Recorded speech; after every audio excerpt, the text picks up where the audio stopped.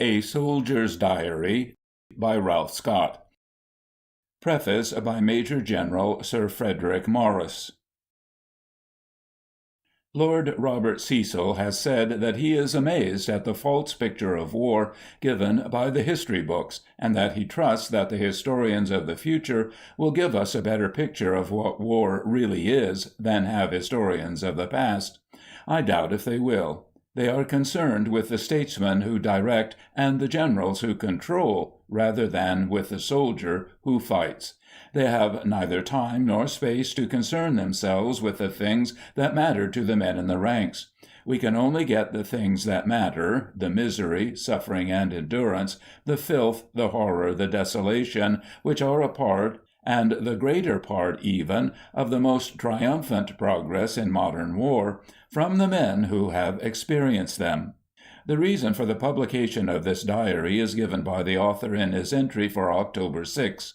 The only way to stop war is to tell these facts in the school history books, and cut out the rot about the gallant charges, the victorious returns, and the blushing damsels who scatter roses under the conquering hero's feet.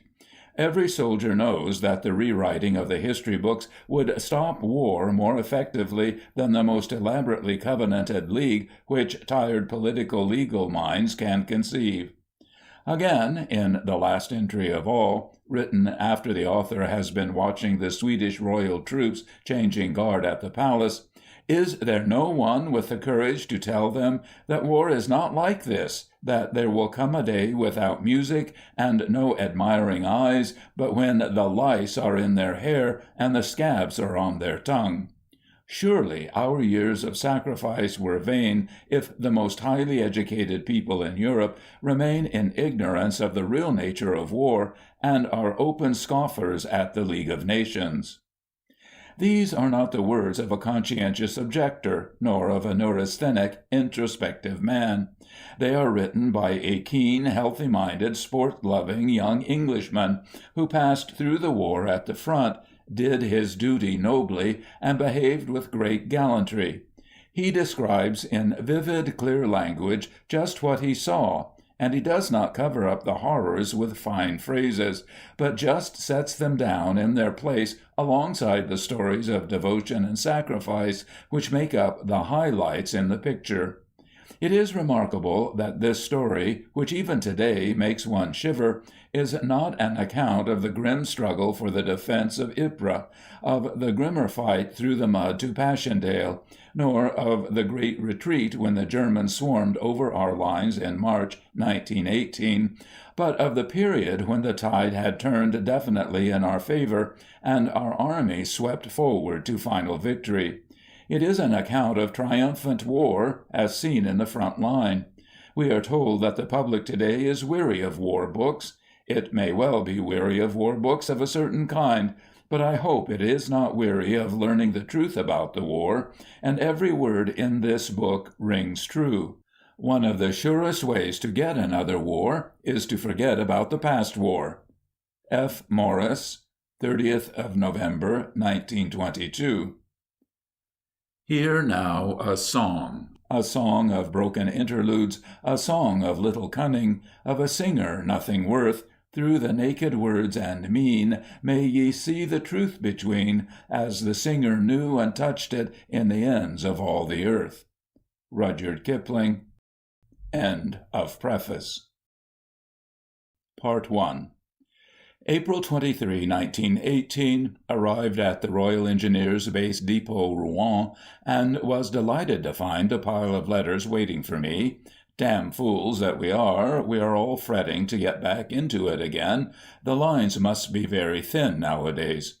In the evening had an excellent mess, smoking concert, plenty of champagne, and a terrific fug in the anteroom.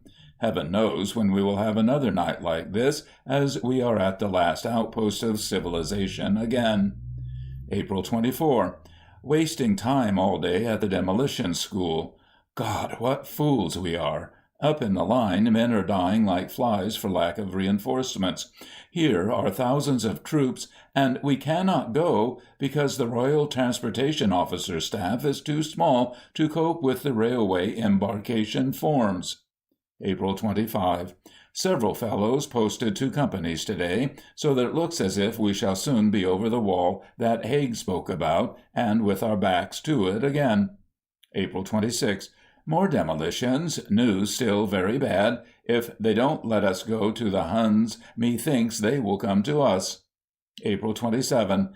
Demolitions again. We destroyed a steel rail and heard a fragment of it go humming away over our heads just like a shell. About 10 minutes afterwards, the colonel came down with great wind up and chewed us all to pieces for being careless. Our piece of rail had evidently gone right over the camp and landed somewhere near the revolver range. Unfortunately, the colonel had heard it humming over his hut, and it had nearly frightened him to death. April 28. Church Parade. April 29. Learning how to make dugouts as practiced by an officer who has never heard a gun go off. I wonder if the Huns do silly things like this. April 30. Wasting ammunition all day on the Lewis gun ranges. May 1. Bayonet fighting so that it looks as if we may eventually go into it again. One man down from the line today says that he has seen Royal Engineer Field Companies holding the front lines with the poor bloody infantry in support. Oh, let us be joyful. May 2. Had the day off, as I am orderly officer tomorrow. Went out with Lucas and 2 nurses and crossed the Seine by an old-fashioned rope ferry.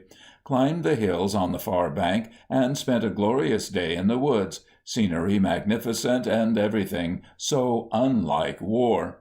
In the evening we boarded a river steamer and went downstream 4 or 5 miles to Rouen. Had tea, so called, took the nurses back to their camp and back to ours by train. Rouen is a strange mixture, Gothic beauty and 20th century filth. May 3. Quiet day. Could hear distant gunfire in the evening, presumably at Amiens. May 4. Lucas and Richards went up the line today. May 5. Church parade. Wrote a lot of letters and pretended to be happy. May 6. Borrowed a horse from the cavalry depot and went for a ride with one of the nurses. Had a ripping lunch at a little café in Petit Coron. Omelettes and fresh butter, to say nothing of the nurse, are much nicer than bully and dry biscuit. In the evening, played the cavalry at rugger and whacked them 8-6 after an abnormally hard game. We did enjoy ourselves. May 7. Lazy day. Sometimes I wonder if there really is a war on. These people here don't know about it, and in England they must naturally know less. May 8. Very enjoyable ride in the Forêt de Vouvray with Major J. Had a damn good nag. May 9. Poor old Jacques received news of his brother's death in Mespot. Knocked him out badly. May 10. Great joy. I am posted at last and to my old company. Good old war again. May 11. At last. Left Rouen in a crowded troop ship, and made myself thoroughly miserable by wondering if I should ever come back and what everybody was doing at home, etc., etc. Silly ass. May 12th, Sunday. Passed through Boulogne and Wimereux early in the morning, and then through Calais and Kassel, and on to Heidelberg, where we slept in the train. Hun planes came over in the night and tried to bomb the train, but they didn't get anywhere near us. May 13. Set off at 9 a.m. to find the company, and after walking 11 miles with my pack, found them at one of the old camps in the Ypres salient, quite like home again. The camp is surrounded by guns, and a battery of 9.2 howitzers just behind us make life unbearable. In the evening, the divisional concert party gave us a very good show, in spite of the fact that the theatre was continually shaken by shell explosions. May 14. Went up the line with Meller to take over his work on the green support line. Paid my respects to Ypres again. It doesn't alter much. Whilst I was writing, a Boche plane came over our camp and brought down 2 of our Parseval balloons in flames. All the observers managed to get into their parachutes and landed in the woods about 200 yards away. Later on, 2 more Boche came over, but one was driven off, and the other forced to descend with a broken propeller. May 15. Very heavy bombardment last night and early this morning. Our own batteries replied, so we had very little sleep. The hens laid 5 eggs. Went up to Ypres again to make some gas-proof dugouts. May 16. Working in the line all day and saw several air fights, but no casualties on either side. At night went up again and had 200 poor bloody infantry constructing a barricade on the main Ypres-Poperinghe road. Enemy strafed the 9.2 howitzer on the plank road, and as we passed, his shells were falling about 20 yards away from us. We didn't stay to observe his shooting, which was a little too good to be comfortable. Arrived on the job and found that half the working party had gone astray owing to brigade headquarters giving wrong orders. Damned asses in their well-cut breeches. If they had to flounder about in trenches all night, they would be more careful. The Ypres salient on an ordinary lively night is a sight to be remembered. The rise and fall of the very lights makes a circle of fire all around us, and except just where the Poperinghe road connects us with the rest of France, we appear to be completely surrounded. It is more than a marvel to me how they have failed to cut us off in that little bottleneck. On this particular night, Fritz was raining shrapnel into Dickebusch, and our people were giving him a warm time in reply. The 4.5 howitzers were firing hammer and tongs, and as I watched the angry shell bursts on the ridge in front, I began to feel quite sorry for the Boche infantry. However, his field guns sent some high explosive over just to the left of my barricade, and my sympathy rapidly vanished. Cycling back in the gray of the morning, we saw a 9.2 howitzer being tugged into position by a tractor, and a cottage in Branherk just set on fire by a direct hit. We did not linger. May 17. Working on the barricade again. Much quieter night, but in the direction of Kemmel there was a very violent bombardment lasting about 20 minutes, probably a raid by the French. At midnight went into support battalion dugout for a whiskey, and whilst inside the Boche got a direct hit on top with a gas shell. On way home, noted the cottage at Brenthoek still smoldering after last night. May 18. Finished the barricade except for wiring and the barrels of earth for the fairway. Also completed No. 2 post. Got strafed by a 5.9 on the way up and had wind vertical. 10 shells all to myself and very close. Very quiet night except for a few rounds of shrapnel on the barricades. May 19, Sunday, rode around with the skipper, taking over all the demolitions from him as he goes to the gunners tomorrow as liaison officer. I am now responsible for the explosive charges under all the bridges behind Ypres, and in case of evacuation of the salient, I've got to be the last man to leave, blowing up everything before I go. It's a regular suicide club, as I know that fully half the charges won't go off unless I fire my revolver into them. Disadvantages of belonging to a corps with high ideals. Blow yourself up rather than fail to blow the bridge. A 9.2 battery fired just as we rode past them, frightening Blacker's horse and giving him rather a bad fall. Heavy drum fire in the evening in the direction of Locre. Heard later that the French got 300 prisoners. Durhams are doing a raid on our right tomorrow night. May 20. Busy all day on demolitions. Hot day and very quiet. May 21. Flemmerton very heavily shelled with H.E. and shrapnel just as I was going in. Boche got another direct hit on the old church tower and brought more masonry down into the road.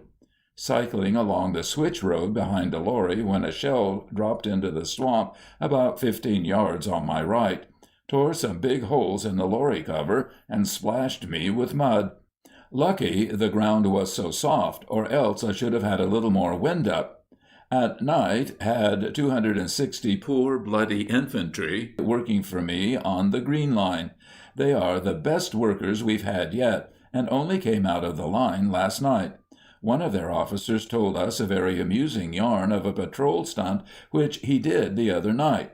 Captured a Boche, killed 4, and got away with everything except his tin hat. Recommended for Military Cross. Heavy barrage for Durham's raid started at 12 midnight and lasted for 3/4 of an hour. Boche retaliation on our roads and forward areas. At 5 minutes to 12, the moon was shining on a peaceful but desolate scene. The frogs were croaking in the shell holes, and the only signs of war were an occasional Very light beyond Ypres and the lazy droning of a night bomber overhead. At midnight there was a crash behind us, and instantly our guns let out together, surrounding us with a wall of noise and leaping white-hot flame. The SOS began to rise from the German lines, and shortly afterwards the steady crashing of his shrapnel barrage was added to the din. This went on steadily for 3/4 of an hour, while we grovelled on our stomachs in the mud, and punctually at 12:45 settled down to the usual desultory shelling. Had only one casualty in my party, but he was a nasty sight, chewed to pieces by a direct hit. On the way back, Meller and I cycled into some gas and swallowed a bit before we got our bags on, coughing and sneezing all night, and had devilish headache. Just out Vlamerting, we ran into a smashed ambulance, and 4 limber mules and 2 drivers literally splashed about the road. Our wheels were wet with warm blood. Later on we found a saddle horse blown in 2, but could not see any sign of the rider. One of the worst nights I have had since March. May 22. Quiet night, testing my charges on the bridges. Very hot and water unobtainable. Tried thirst quenchers, which were worse than nothing. White with dust, and eyes, nose, and mouth full of it. May 23. Another quiet day testing charges. Derry twice shelled off his job, but had no casualties. May 24. Heavy rain last night converted everywhere into a quagmire. May 25. Beautiful hot day again, completed work on demolitions, and finished all preliminary testing. May 26. Busy day handing over demolitions. Jolly glad to be rid of them, although it means front-line work instead. Very heavy shell fire all night, followed by Boche attack, in which he captured Ridge Wood and Scottish Wood. Had 7 casualties, and had to ride all the way home in gas mask. Hear that the Durhams have been very badly hit. 2 companies almost entirely gone. May 27. Am posted as reserve officer to our forward company in addition to my own work. Working under the new major on main reserve defences. Boche still shelling very persistently all morning, especially round Broadhook, where he fired a large petrol dump. Picked up some shrapnel, which fell within 2 or 3 yards of me. Putting in a double machine-gun post in the top of a ruined windmill. Splendid field of fire and view right away to the foot of Kemmel Hill. God help Jerry if these gunners stick it. Also constructed a very strong double post in a farm on the Switch Road. May 28. Up at 5:30 and working hard all day in the Green Line. Twice shelled out of the front line, and eventually had to withdraw all men to work on support. I have told Brigade Headquarters 3 times that it is madness to work here in daylight, and that I cannot accept any responsibility for casualties. The German observation balloons can see us all the time, and we are shelled continuously. However, they don't get shelled, so it is, "Carry on, the work has to be done." The mists are the only things that save us. As soon as there is a clear day, we shall be wiped out. May 29. Had a whole battalion of poor bloody infantry working for me on Green Line.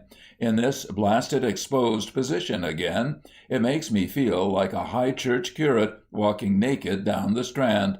Shelled out in front of line about 11 a.m., so left captain of the infantry in charge of parties and went personally to the general, got his authority to do exactly as I liked and not to work in front of the village after the morning mists have cleared. Someone will be wild at my going direct to the general, but I have shown him up and saved at least 50 lives. But what are 50 lives to the staff?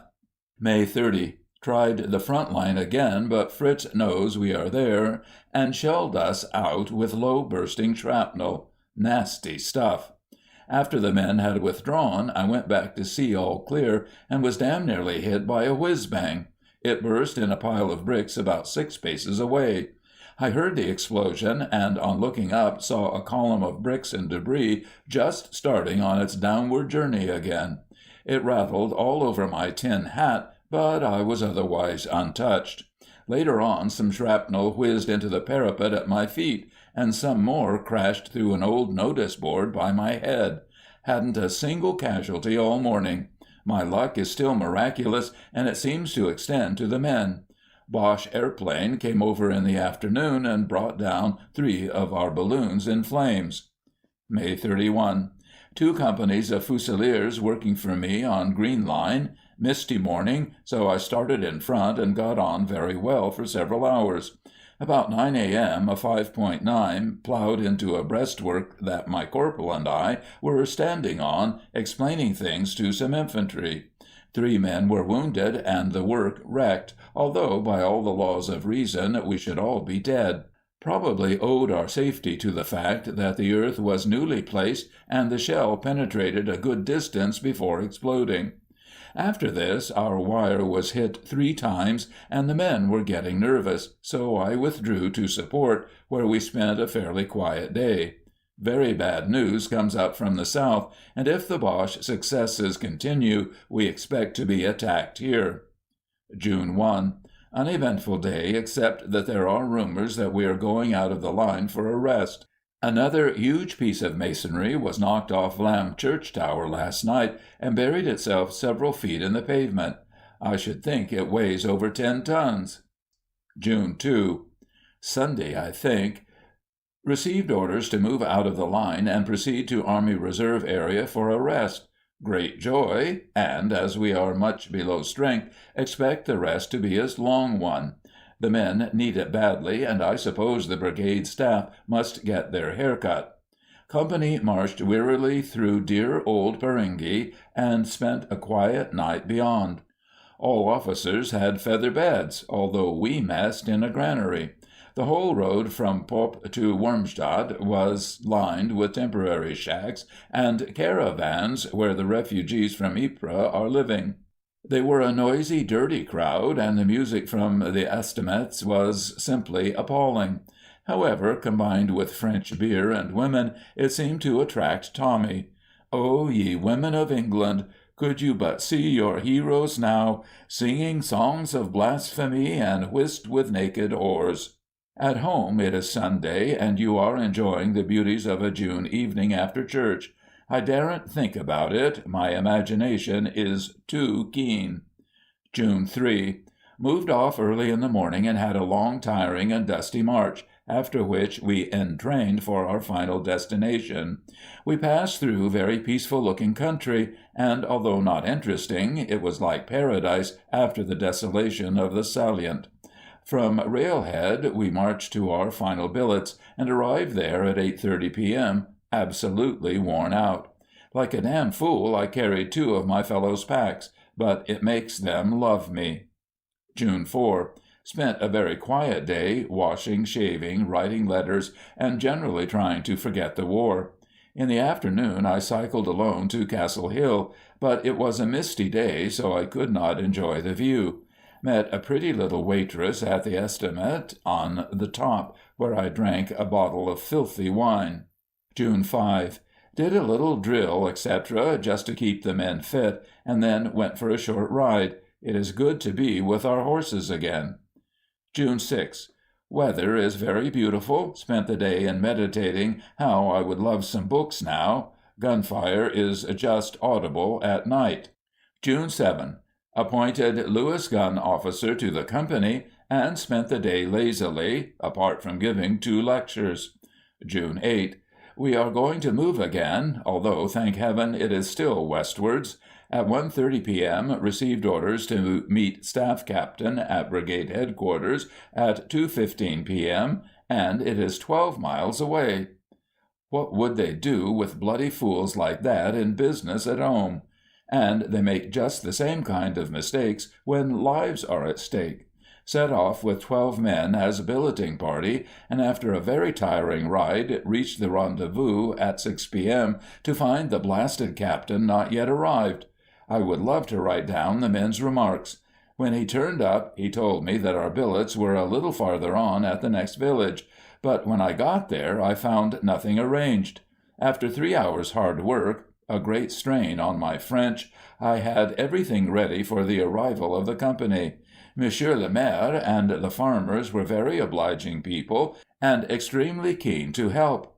If anything, they were a little too hospitable, and as I was in a dickens of a hurry, it was rather trying to have to stay and drink beer with 17 different farmers. About 10 p.m. Mellor arrived with the main body of cyclists, and we went to the Maire's to eat a dry bully sandwich. The old man watched us very gravely, and when we had absorbed the bully, I poured a drink of greenish-looking water from my bottle. He made an awful face and exclaimed, "Ah, Château de la Pompe, pas bon!" He immediately rushed into his kitchen and brought us each a huge glass of sparkling cider, and as we drank he roared with laughter at the recollection of his joke on Château de la Pompe. After this I went out to find the company, and met them on the far side of brigade headquarters about 11:30. I shall never forget how they came back that night. They were marching with our own brigade, and long before I met them I could hear the jingling of the transport, the rhythm of their steps, and occasionally catches of song floating down the valley. Annie Laurie. They have left more than half their pals to sleep in Ypres tonight. They are exhausted, limping, lousy, and white with dust, yet, thank God, the spirit is still there. The ranks kept well together, and finished though they are, I believe they would try to struggle back tomorrow if it were necessary. I am a sentimental ass even yet, but I could have cried as I stood on the path and watched the poor bloody infantry go by. Except where the fitful glare from a traveling kitchen threw them into flickering relief, it was impossible to see their faces, and yet I felt I knew them, hard and scarred and ugly, brown as their rifle stocks, as a real man's face should be. And always I wonder if England understands, if England will remember. How many of the ladies whom these darling blackguards have saved would condescend to trail their dresses through the hells these boys call home? I wonder, and I doubt. There are men in no man's land tonight, in travail under a starless sky, men who wonder if it be right that you should lie snug in your bed tonight, while they suffer alone and die. June 9. Spent a very quiet day settling down and getting used to the beauty of our surroundings. We are in a charming little valley between wooded hills, with a pebbly trout stream to sing us to sleep at night. It is just like Cefn on the Elway in northern Wales. A week here will do us worlds of good. June 10, Sunday. Was notified that a battalion of Middlesex is coming to share our billets with us, so I rode over to see the area commandant and had rather a stormy interview with him. Rode over again in the afternoon to try to get some tents out of him, and again I was successful, although between him and the brigade I made myself generally unpopular. It has been some sort of fête day in the village today, and the sappers had a good time helping the inhabitants to decorate their little village square. It was very charming. June 11. Gave a lecture on the Lewis gun this morning. What profanity in a charming place like this! In the evening went fishing, and met an old man casting with fly and wading. I ventured on conversation, and imagine my surprise when he turned out to be an Englishman. He was very reticent, and, I should think, has a past. End of Part 1. Part 2. June 12. Asked the mayor about my Englishman. Apparently he is a real hermit, and although he has lived in the village for 23 years, they know nothing about him. He is a fishing maniac, and they say he spends most of his time on the river. Pity I am not a novelist. What wasted possibilities for a real thriller. June 13. starting work on the construction of a new rifle range up in the hills so that the men can keep in trim. Pleasant evening fishing. June 14. Busy day on the rifle range, but knocked off work early for company inspection by the Commander, Royal Engineers. I think he was fairly pleased with us, and he brought a message of congratulation to us from the Divisional Commander for our work at Ypres. June 15. Worked all morning on the rifle range with a battalion of pioneers. Progress was very slow, as we were working in solid chalk, and every piece has to be drilled off. In the afternoon, went for a ride with 2 infantry friends over the hills towards the coast. A most perfect day, and so very easy to forget that we are engaged in war. Once we came up through dense pine forest onto the bare summit of the last ridge of hills before the coast, and to my great delight we could see the spires of Calais in the distance. Instantly I recalled Matthew Arnold's lines, and felt certain that he had been on that selfsame ridge when he wrote them. 1,000 knights have reined their steeds to watch this line of sand hills run, along the never silent strait to Calais glittering in the sun. And 50 miles away, the guns. June 16. Sunday. Received orders to proceed to Corps Gas School for a course of training in anti-gas warfare, etc. Went with 10 other officers in a lorry from Brigade Headquarters and persuaded our driver, 20 francs, to get lost in Saint-Omer.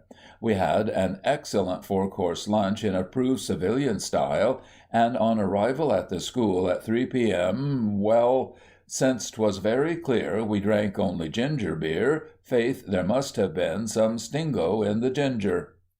June 17. Spent a quiet, restful day, work starting at 9 a.m. and finishing at 4 p.m., wrote letters in the evening, and early to bed. June 18. Had a very interesting day making gas attacks and committing sundry other barbarities, among them walking round a room smelling bottles and trying to identify the contents by their stinks. My nose feels as if the world were composed of one vast, unmentionable stink.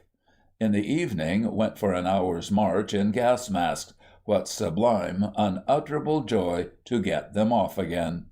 June 19. Nothing doing at the school, so we made up a party and again tasted the somewhat bitter sweets of semi-civilization. June 20. Boring day, fed up. June 21. Manufacturing stinks all day. Will be heartily glad to see the company again. June 22. Examination and end of the course. Thank God. Felt rotten in the afternoon and went to bed. Pray it isn't Spanish flu, as there's a terrible lot about. Shortly after midnight a party came into our hut and took out Captain Sparks and threw him in the pond. Served him right. I never knew a more bombastic idiot. June 23. Went back to the company in a motor lorry, arriving 3 p.m., found the others playing badminton over a wire net and in field boots. Still jolly feverish, but cheered up to be with the company again. June 24. There are rumors about today that we are going still farther away from the war in order to be trained as storm troops. Apparently we are considered a good division, and we are picked for the grand forlorn hope of the Allies. Even the most pale-faced pacifist could hardly help feeling a thrill of pride when he learns that he is picked for such a venture. Myself, I am delighted, until I think of the married men. It is at least certain that I am far too sentimental to be a staff officer. A man who unconsciously visualizes the widows and the orphans could never do it, and to me it will always be something more than a game of chess. But perhaps that is only the natural attitude of the pawn. June 25. Orders came through last night that we are moving again today, but it is to be eastwards this time. Up all night in consequence, and had company on the road with all transport by 8:30 a.m. Marching all day via Watton to Saint-Omer, where we arrived at 6 p.m. Very weary. Had only 3 hours sleep, and was roused by orderly corporal at 1 a.m. June 26, blank with instructions to meet staff captain 15 miles away at 7 a.m. What a life! From brigade, went forward on bicycle and arranged billets for company, which arrived at 4 p.m. Very poor accommodation, and officers had to sleep in tents. June 27. Spent a quiet day resting and cleaning up after our travels. Learnt that we are going into the line again south of Ypres, in the neighborhood of the Kemmel front. June 28. 2 officers went forward to the line to take over our work from the French. Spent the day inspecting all our gear and cleaning guns and ammunition. We are beginning to lose our ragamuffin appearance and look something like soldiers again today. It is wonderful the way the men can pull themselves together after the times they have had. June 29. All details completed and we are ready. For what? June 30. Sunday. At 2 p.m. we left our billets and should be in the line about 6 p.m. When we set out, the company looked smarter than I have ever seen it, the men fit and well and marching like the Guards, the horses fat and frisky, and the wagons and the harnesses shining like a dress parade. The Major was away in front with Derry, so that I was in command. I felt sad as I rode round the ranks for the last time, and took my station at the head of the column. Then, turning in my saddle, I gave the words, and as the lead chains tightened and the pontoons lumbered slowly forward, my sadness changed to pride.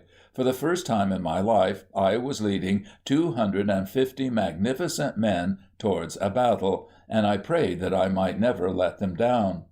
Proceeded to Divisional Headquarters area, where we installed our transport with the exception of the limbers. The sections then went forward to billets under the shadow of Kemmel, where we arrived about 7 p.m. Everyone very tired, as it has been a broiling day and we are white with dust.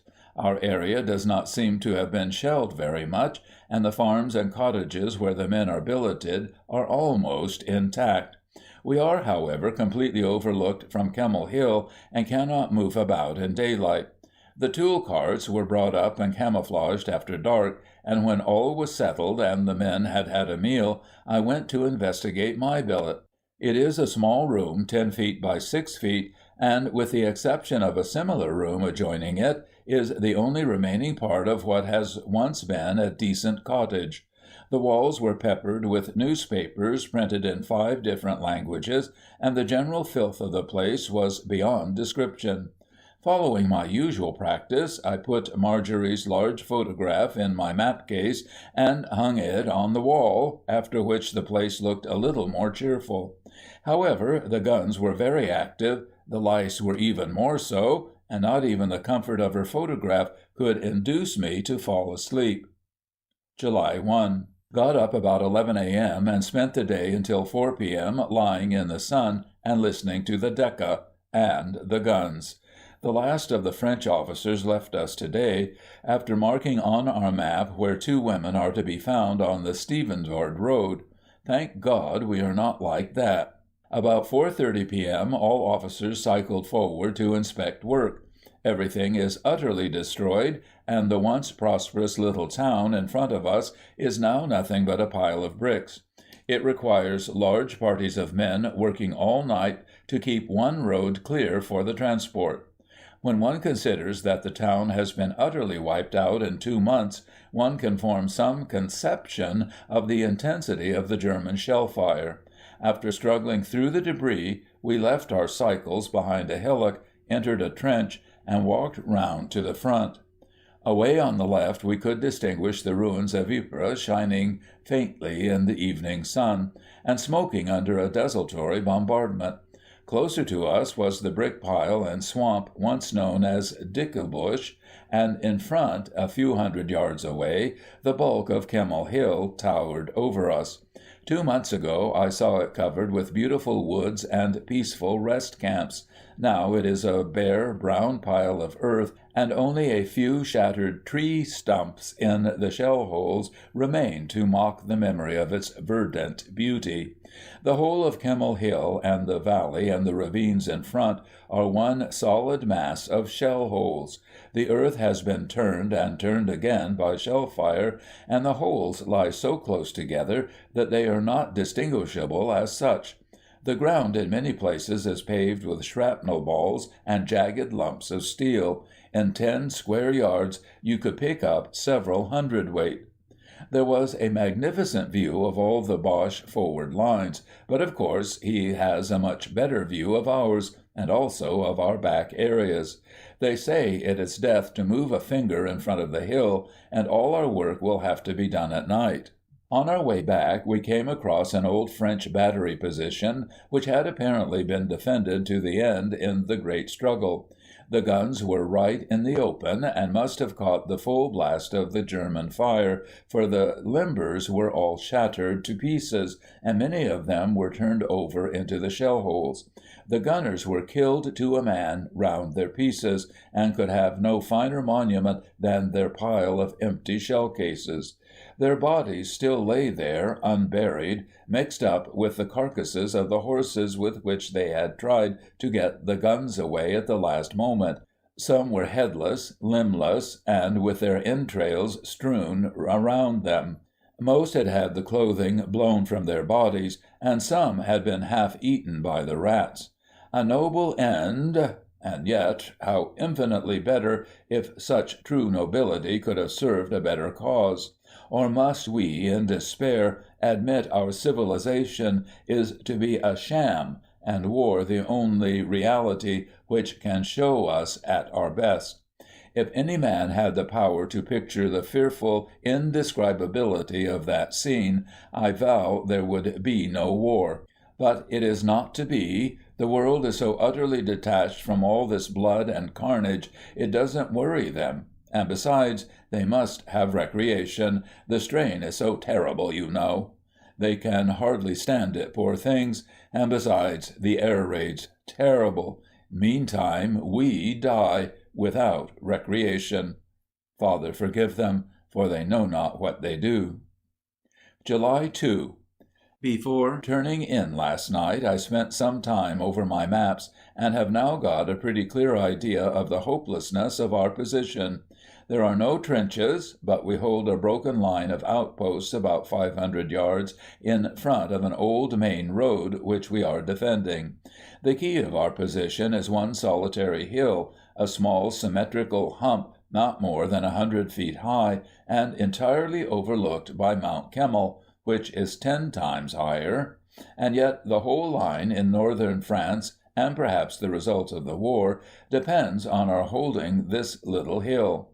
Between it and the coast the country is as flat as a pancake, and if we lose the hill we lose Calais and the Belgian ports. So much for the country, now for the men. We have a division which, with the exception of the few days' recent rest, has had about 6 months of continuous hard fighting. Our front is twice as long as it should be, we are still below half strength, and most of our effectives are boys of 18 to 19 going into the line for the first time. On the other hand, the Huns hold very superior positions, and they are flushed with victory. Such is our problem. The answer will be written in blood around the slopes of Kemmel. I forgot to say that there are no reserves between ourselves and Calais. Let us pray. July 3. Went forward at 3 a.m. with the Major in the hope of laying out new trenches for tonight's work. Unfortunately, the mists cleared away very early, and we were not able to do very much. Fritz was apparently very sleepy, and we didn't get sniped. Nevertheless, I was jolly glad to get into a trench again. I cycled back and spent the morning at the dump, and in looking for material.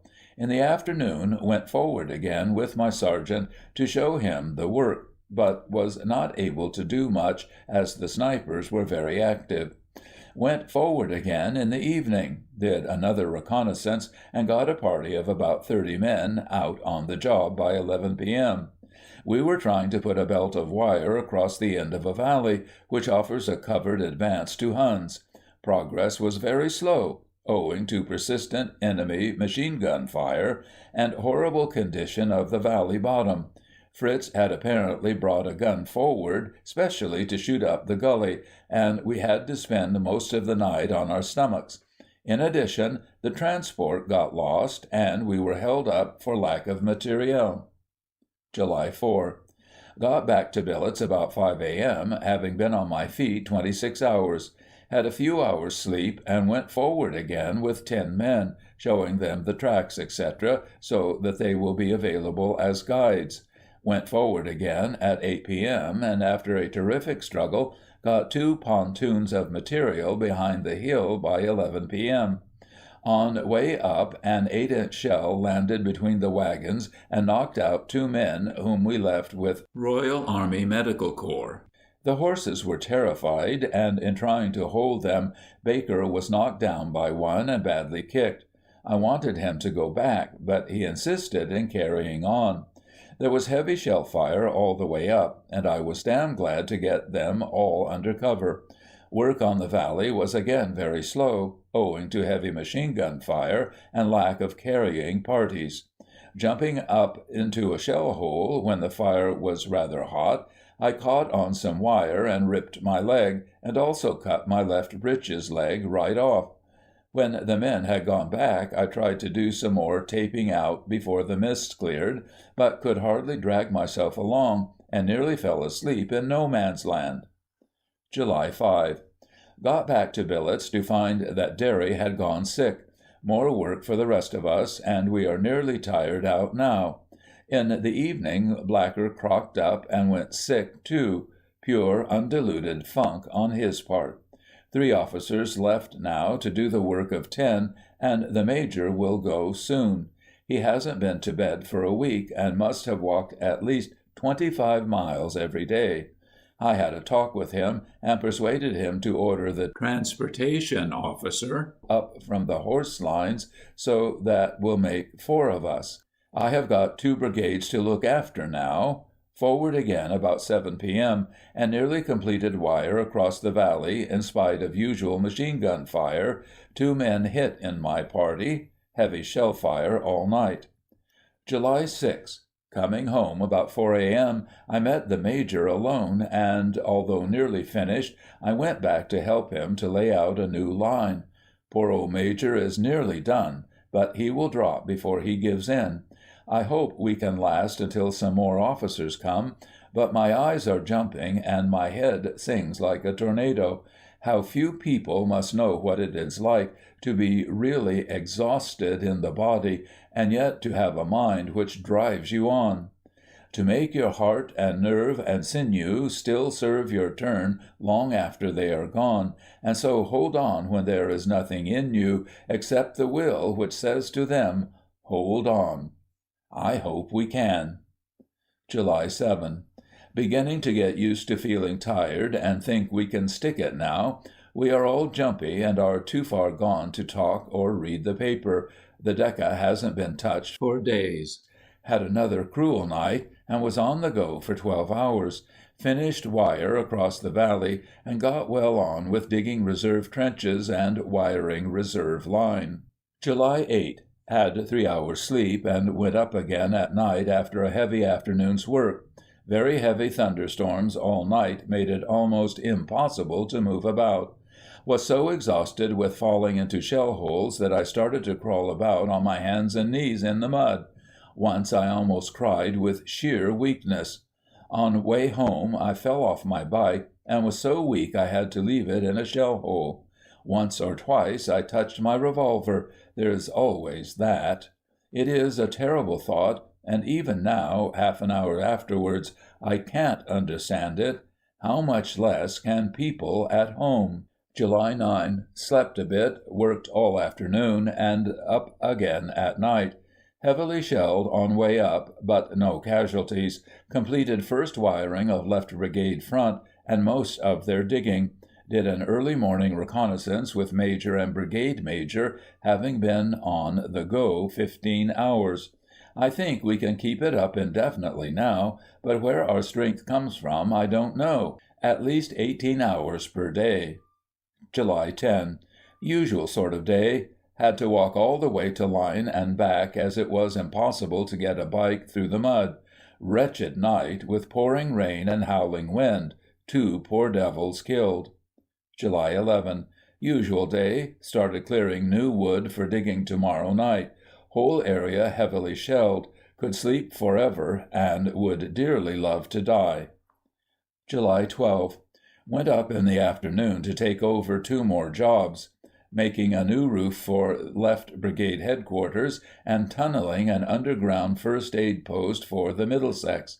Had tea with the brigadier and then dinner with the commanding officer, frontline battalion.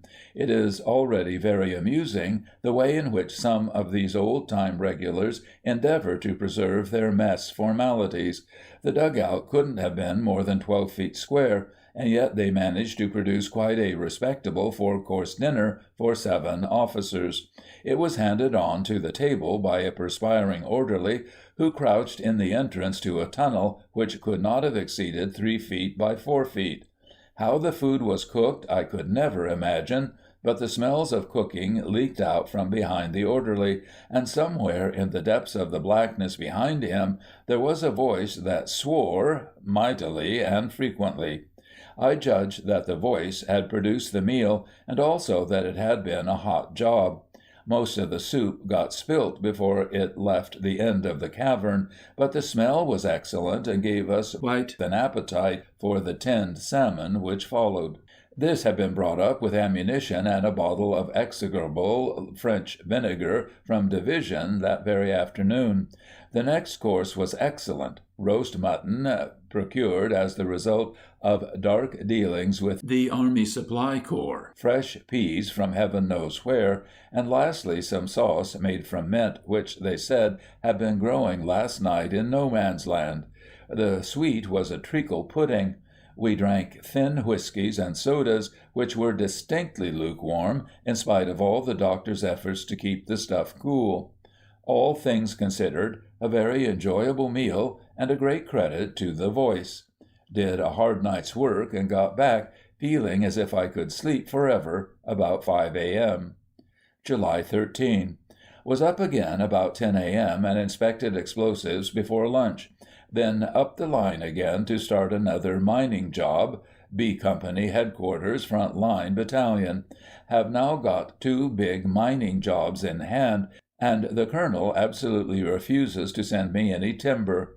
He says there is plenty to be salved.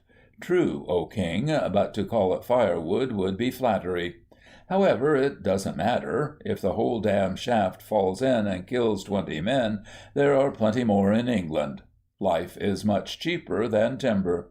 Managed to get home for tea and dinner, but back out again all night. While talking to one of the working party officers, a piece of whiz-bang landed between us, and another one smashed his respirator. I am sure someone is going to be killed in the mines. The earth runs like quicksand, and even with decent frames it would be a dangerous job. Without, it is sheer suicide, and a shell anywhere near us on the surface will cave the whole thing in. Fortunately, the men don't realize these things. Lucky beggars. July 14. Informed that the division on our right are doing a raid tonight, but working parties are to go out as usual. If I were sentimental, I should have to write a last letter home every night. Then I would certainly be killed. Started work on a strong point in front of the hill, and shortly afterwards our barrage started in conjunction with the raid. It was very fierce, and the SOS lights went up at once over the German lines. We were watching the pretty colors when their protective barrage came down, just like a sudden thunderstorm, and I realized to my horror that we were working dead on their barrage line. Before I saw exactly what had happened, 2 men were knocked to pieces, and the remainder were running all over the place looking for cover. There were the ruins of a farm on our left, and I was trying to get the men together into the holes around this. We got about 15 into this, and several wounded, and then they shortened range. A salvo came bang up on top of us. There was a great lurid flash and a roar by my feet, and I thought I was done for. I went clean off my feet and was blown several yards, but got up and found I was untouched, but nearly blind and awfully dizzy. I heard someone calling, and found McDougall. He had been knocked over by the same shell, and was quite blind. We crawled into a hole together and waited to get our breath.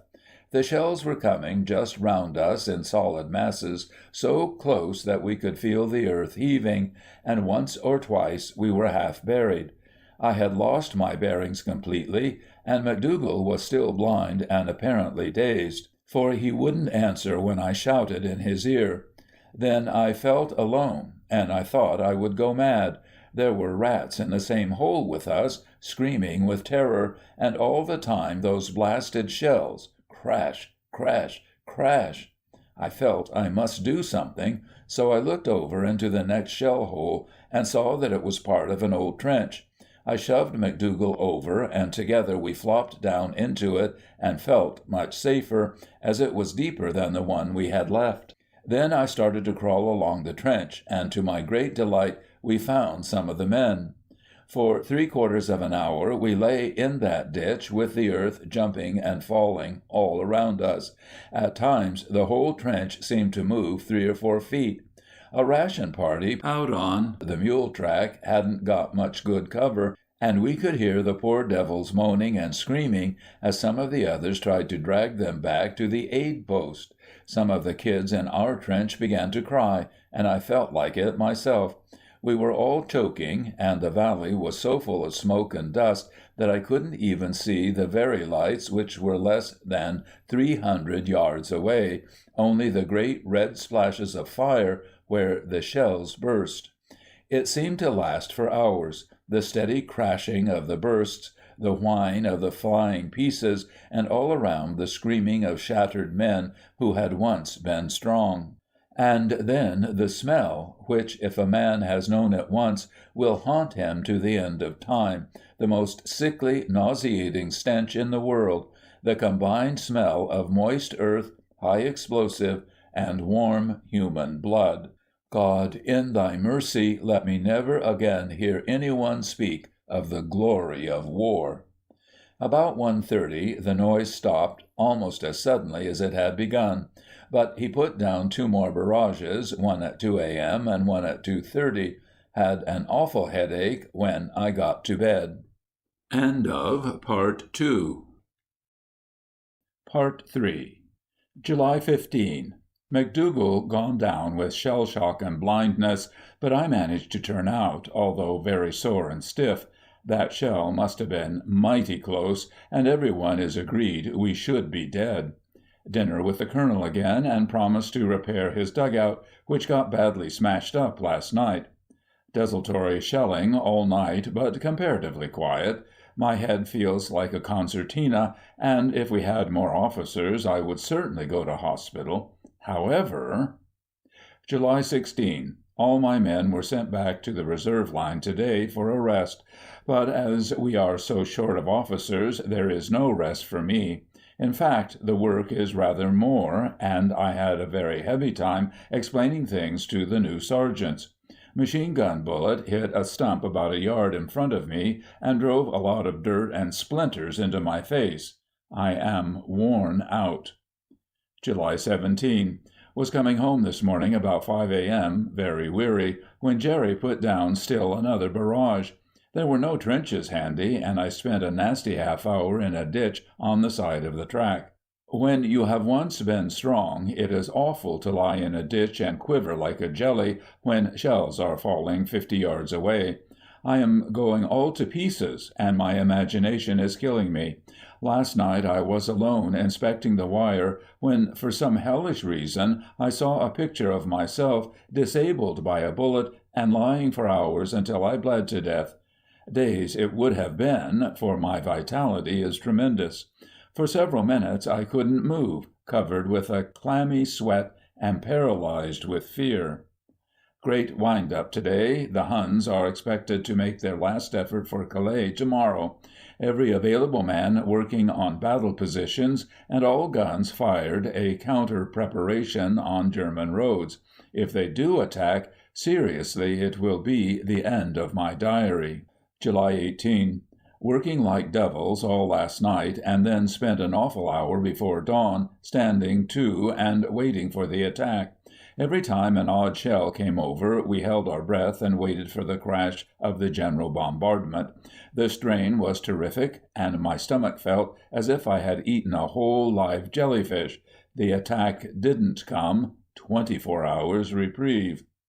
July 19. Another day of feverish activity, work, and strain.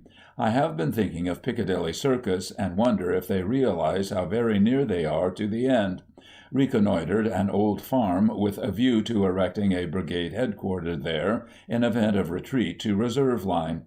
Why, heaven knows, as if they do attack there will be no one to retreat, except, of course, the brigade headquarters, with their trouser presses, etc.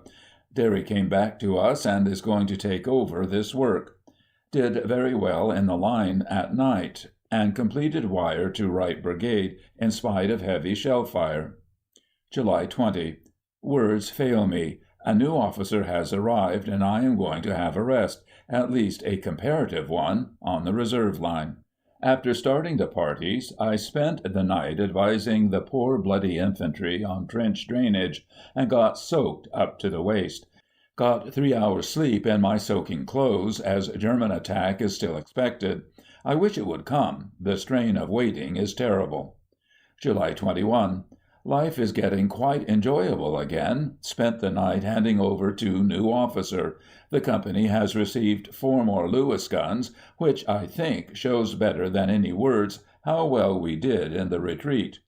July 22. Filthy wet day, spent in taking over reserve line from transportation officer, who returns to horse lines. The threat of attack still hangs over us in a state of suspended animation. July 23. Poured all day, soaked and fed up. July 24. Day goes on leave, so I took over his work in the line, chiefly concrete pillboxes. Thus ends my rest. Blessed is he that expecteth nothing, for he shall not be disappointed. Did a good night's work under a beautiful moon, and met the Major in the morning before dawn to reconnoitre some wire. July 25. Derry went sick again, so we are now as badly off as ever, doing 4 men's work, and had a very rushed day. Why the devil don't they send us reinforcements? July 26. 4 hours sleep, and off up the line again. The first Americans came within a few miles of the line today. I think we have just about weathered the storm without them. July 27. 4 hours sleep, then spent the morning on brigade headquarters, afternoon on the reserve line, paid the company, and spent all night on wiring and completion of No. 1 pillbox. July 28. Our sister company went over last night to destroy wire for a raid. They collared 2 Huns, so that the real raid never came off and was unnecessary. Good work. July 29. Completed No. 2 pillbox, work well on with brigade headquarters, and put up 300 yards of wire at reserve line. 2 of our drivers and 3 of the best horses were killed last night. It is difficult to make comparisons where all men are so wonderful, but as an example of the purest form of stolid courage, I think the limber driver is unique. In a place like this there is never more than one decent road, and in consequence it is packed from dusk to dawn with every conceivable form of wheeled transport. Food, water, ammunition, guns, wire, and everything else which the linesman needs must pass along this solitary lane, and the German knows it. The shell fire is seldom heavy, as the line knows it, but it is persistent, wearing, and of the most deadly accuracy. A very favorite trick is to shell some point on the road, and thus compel traffic to wait. In 5 minutes they know that there will be a solid column of wagons on the far side of the block, and then they lengthen range. preferably with shrapnel. Then it is like all hell let loose. Half a dozen shells among those crowded limbers can do the most terrific damage, and men and horses go down together in a welter of blood and flying red-hot steel. Mules and horses go mad and scream and kick, the harness breaks, they climb into the limbers, ammunition explodes, and in a few seconds there is nothing but a mass of wreckage in the ditch and the cries of wounded men and dying horses. Go through that and worse twice a night, every night for a month and more, and at the end, when you take the reins in the evening, your hand will quiver and your feet will tremble in the stirrups. And still they go without a murmur, night after night, until a merciful shell shall take them too, and they leave the saddle forever. Every night they see the last night's wreckage, and, if times are very bad, the unburied bodies of their one-time pals grinning at the stars until time and the rats have done their work. And always they know their time will come, so that to me at least it is an eternal marvel how they find the strength to go. Perhaps some thought of home, some pride of England drives them on, or the memory of some dearly loved dead officer sitting quietly on a mule among those shrieking shells and telling them not to leave their horses. But who can tell? They do it, and England gains. One thing is certain, they get no medals, for there are no staff officers along these howling roads at night. July 30. For the first time since we have been here, our billets were heavily shelled this afternoon. I had great wind-up as I was upstairs in my canvas bath, and 2 or 3 splinters came through the wall. There are some Americans near us, and as this was their first touch of shell fire, it was quite amusing to see them falling over each other in their efforts to get away across the fields. Beryl, our terrier bitch, presented us with 7 puppies of every breed and color. The little harlot. The Americans had their first night in charge of an infantry working party, and I went up to their line to have a look at them. It was a pathetic sight, and when they came back in the morning they reported being shelled off the job and that half the men's clothes were cut to pieces by shrapnel. Combination of wind-up, imagination, and loose barbed wire on a dark night. July 31. Put up 500 yards of wire at reserve line. Second party of Americans arrived. Boche plane came over very low in the evening and spotted our billets and the guns round us. He got away through terrific machine-gun fire, but we heard later that he came down over the lines in flames. Poor beggars. August 1. Billets shelled again and thought we were hit several times. Another daring Boche came over in the evening, but was brought down over the lines. Our sister company pulled out of the line to prepare for an attack, so again we are doing a 2-brigade front. August 2. Got soaked to the skin scrambling around right brigade trenches, and was quite worn out as I had to wear my respirator all the time. Ghastly night, with continuous shell fire and casualties all over the place. August 3. Had great difficulty in getting material, as they shelled our dump all night long. It is very hard to order men to go to a place when you know that it is being steadily shelled, and yet the work has to be done. So much easier for the staff, who just say, "Do it," and then leave the details and the casualties to me. At 3:30 a.m. met the Major and took him round the line to see our troubles. Coming back alone. August 4, blank over the ridge just before dawn, I got dead in line with the German machine gun, firing straight down the road. I don't think it was clear enough for them to see me, but the bullets whizzed past, first on my left and then on my right.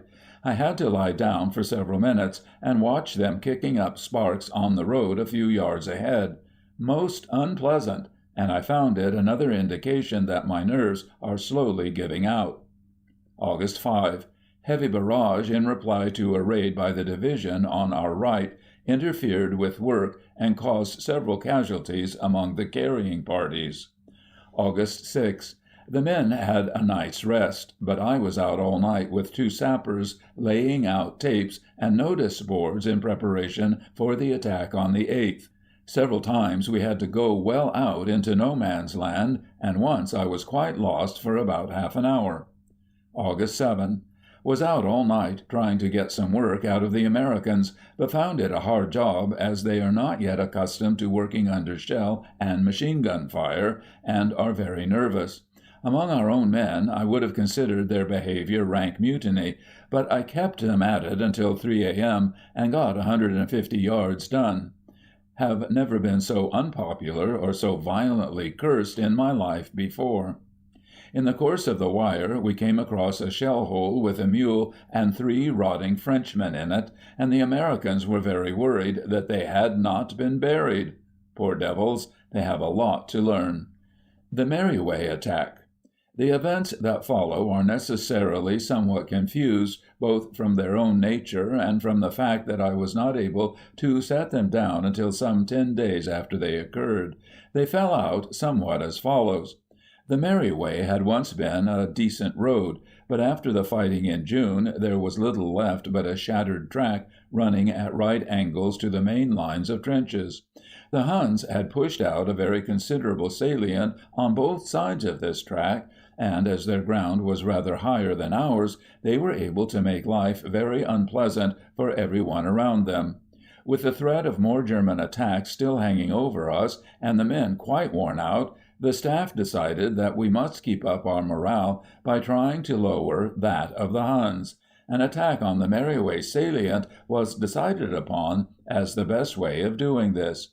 Accordingly, 1 infantry brigade and 1 field company, Royal Engineers, went over on the night of August 8th, and under cover of a terrific bombardment surprised the Germans and gained practically all their objectives.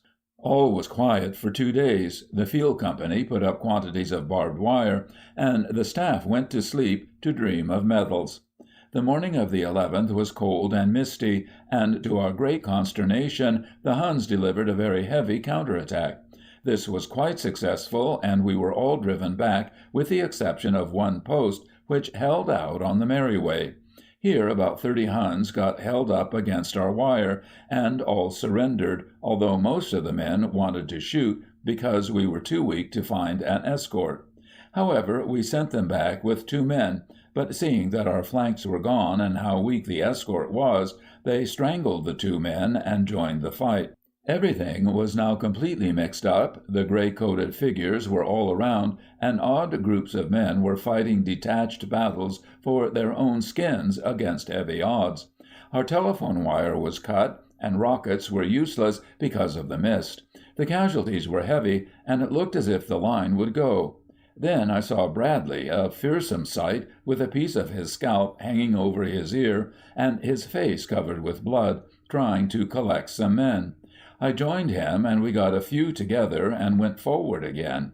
In technical language, I suppose we led a charge or counterattack, but it never struck me in that way at all, and I'm sure we had no clear idea what we intended to do.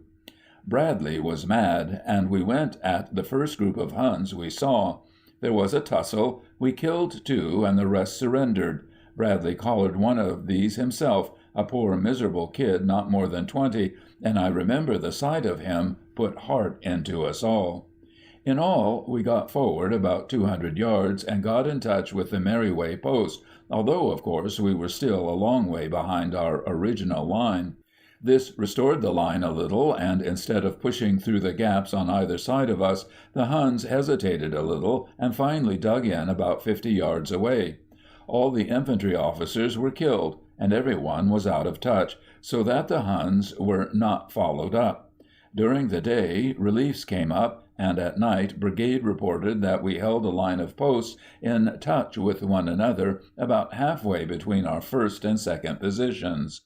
I went up with a few men and some material to try to consolidate the position, but when I got to Merriway Post, everything was in absolute chaos, and there was only a sergeant and 6 men in the post, and absolutely at their last gasp.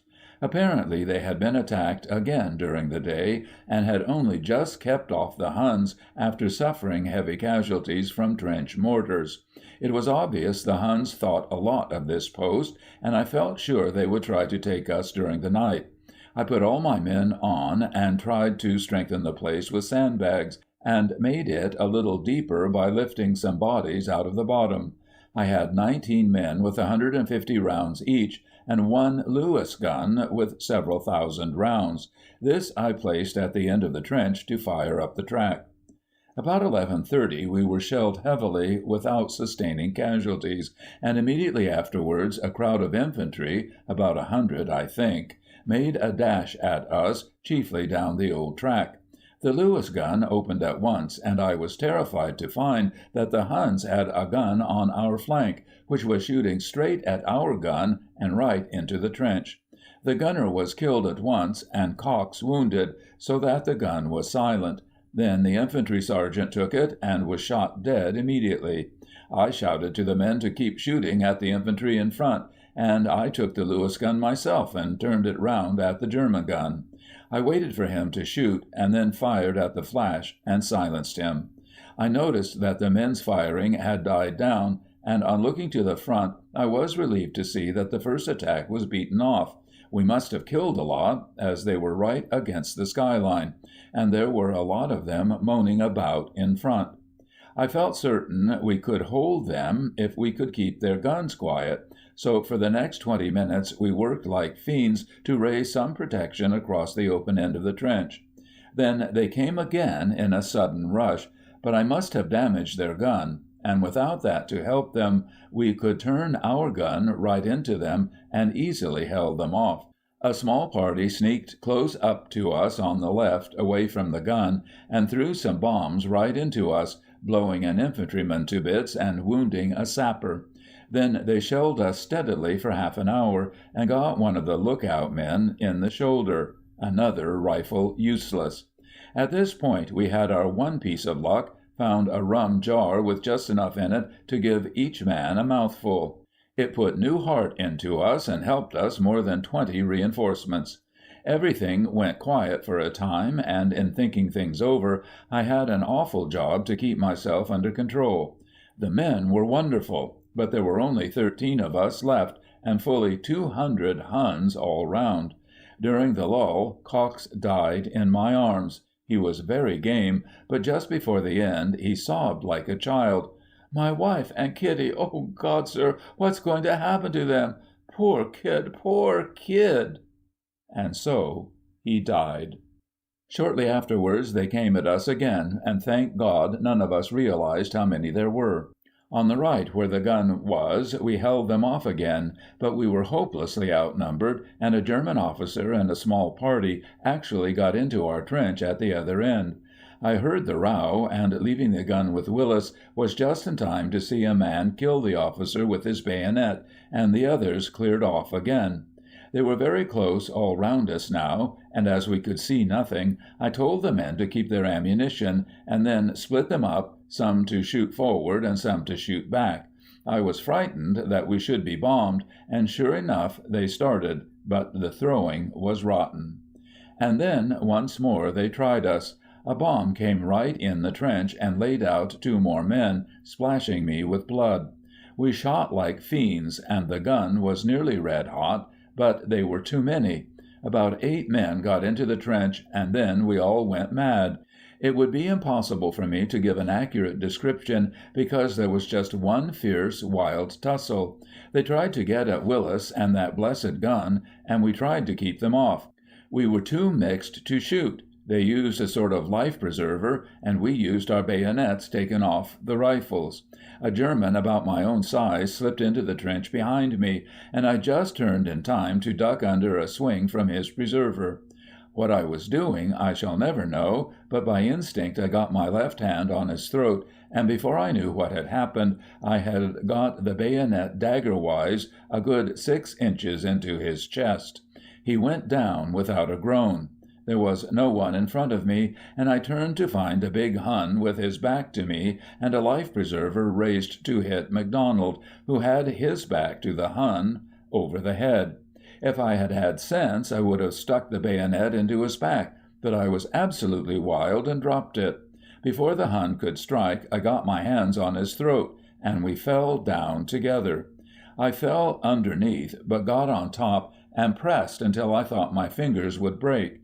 He was terribly strong, and once scratched a great piece out of my left cheek.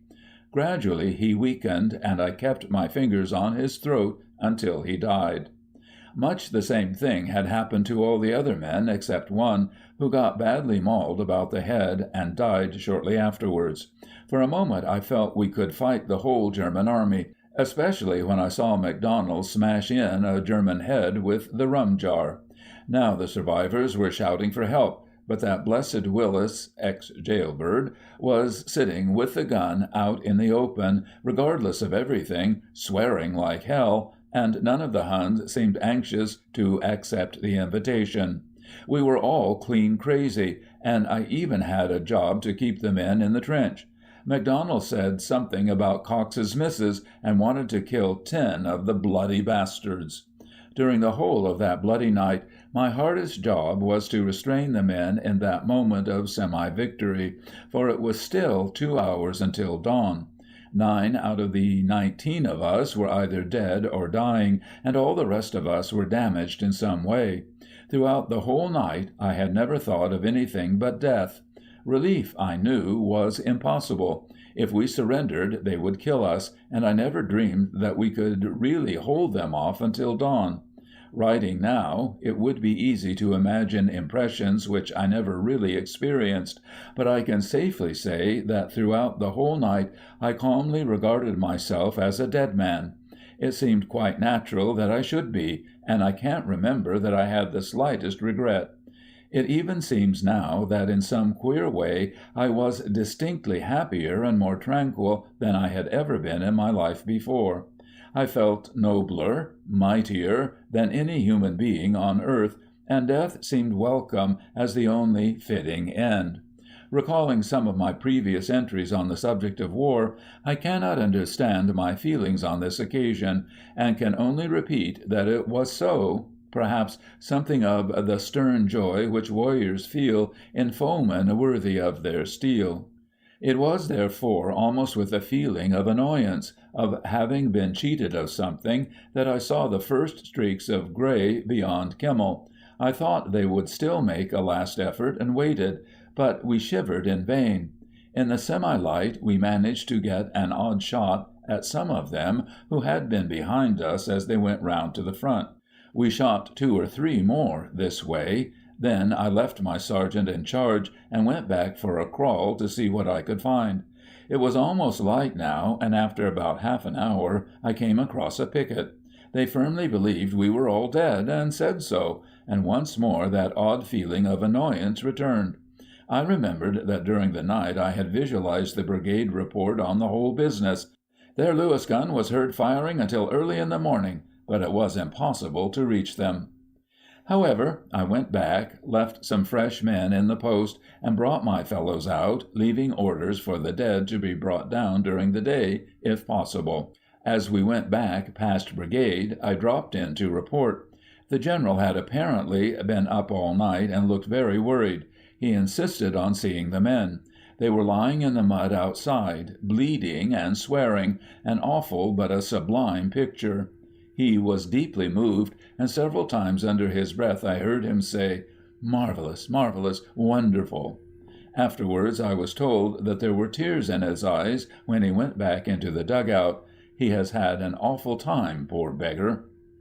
August 12. Had my face dressed and slept like a baby during the day. At night, brigade reported once more that we held a line of connected posts, and again we went out to try to strengthen them. My party started to wire the Merriway post and barricade the road, and Day went forward with a party on the right. When he got forward to where our wire should have been, he found a German party well dug in, fully 100 yards more forward than they were expected to be. They turned a gun on Day's party and threw about a dozen bombs at them, but he got all his fellows back with only 2 casualties, and these were brought in later. On my side, the covering party were so nervous as to be absolutely useless, so I sent them back, and after that my own revolver was the only cover which the men had. I was crawling about some 50 yards in front of the party when a light went up, and I spotted 3 Huns crouching in a shell hole with a machine gun.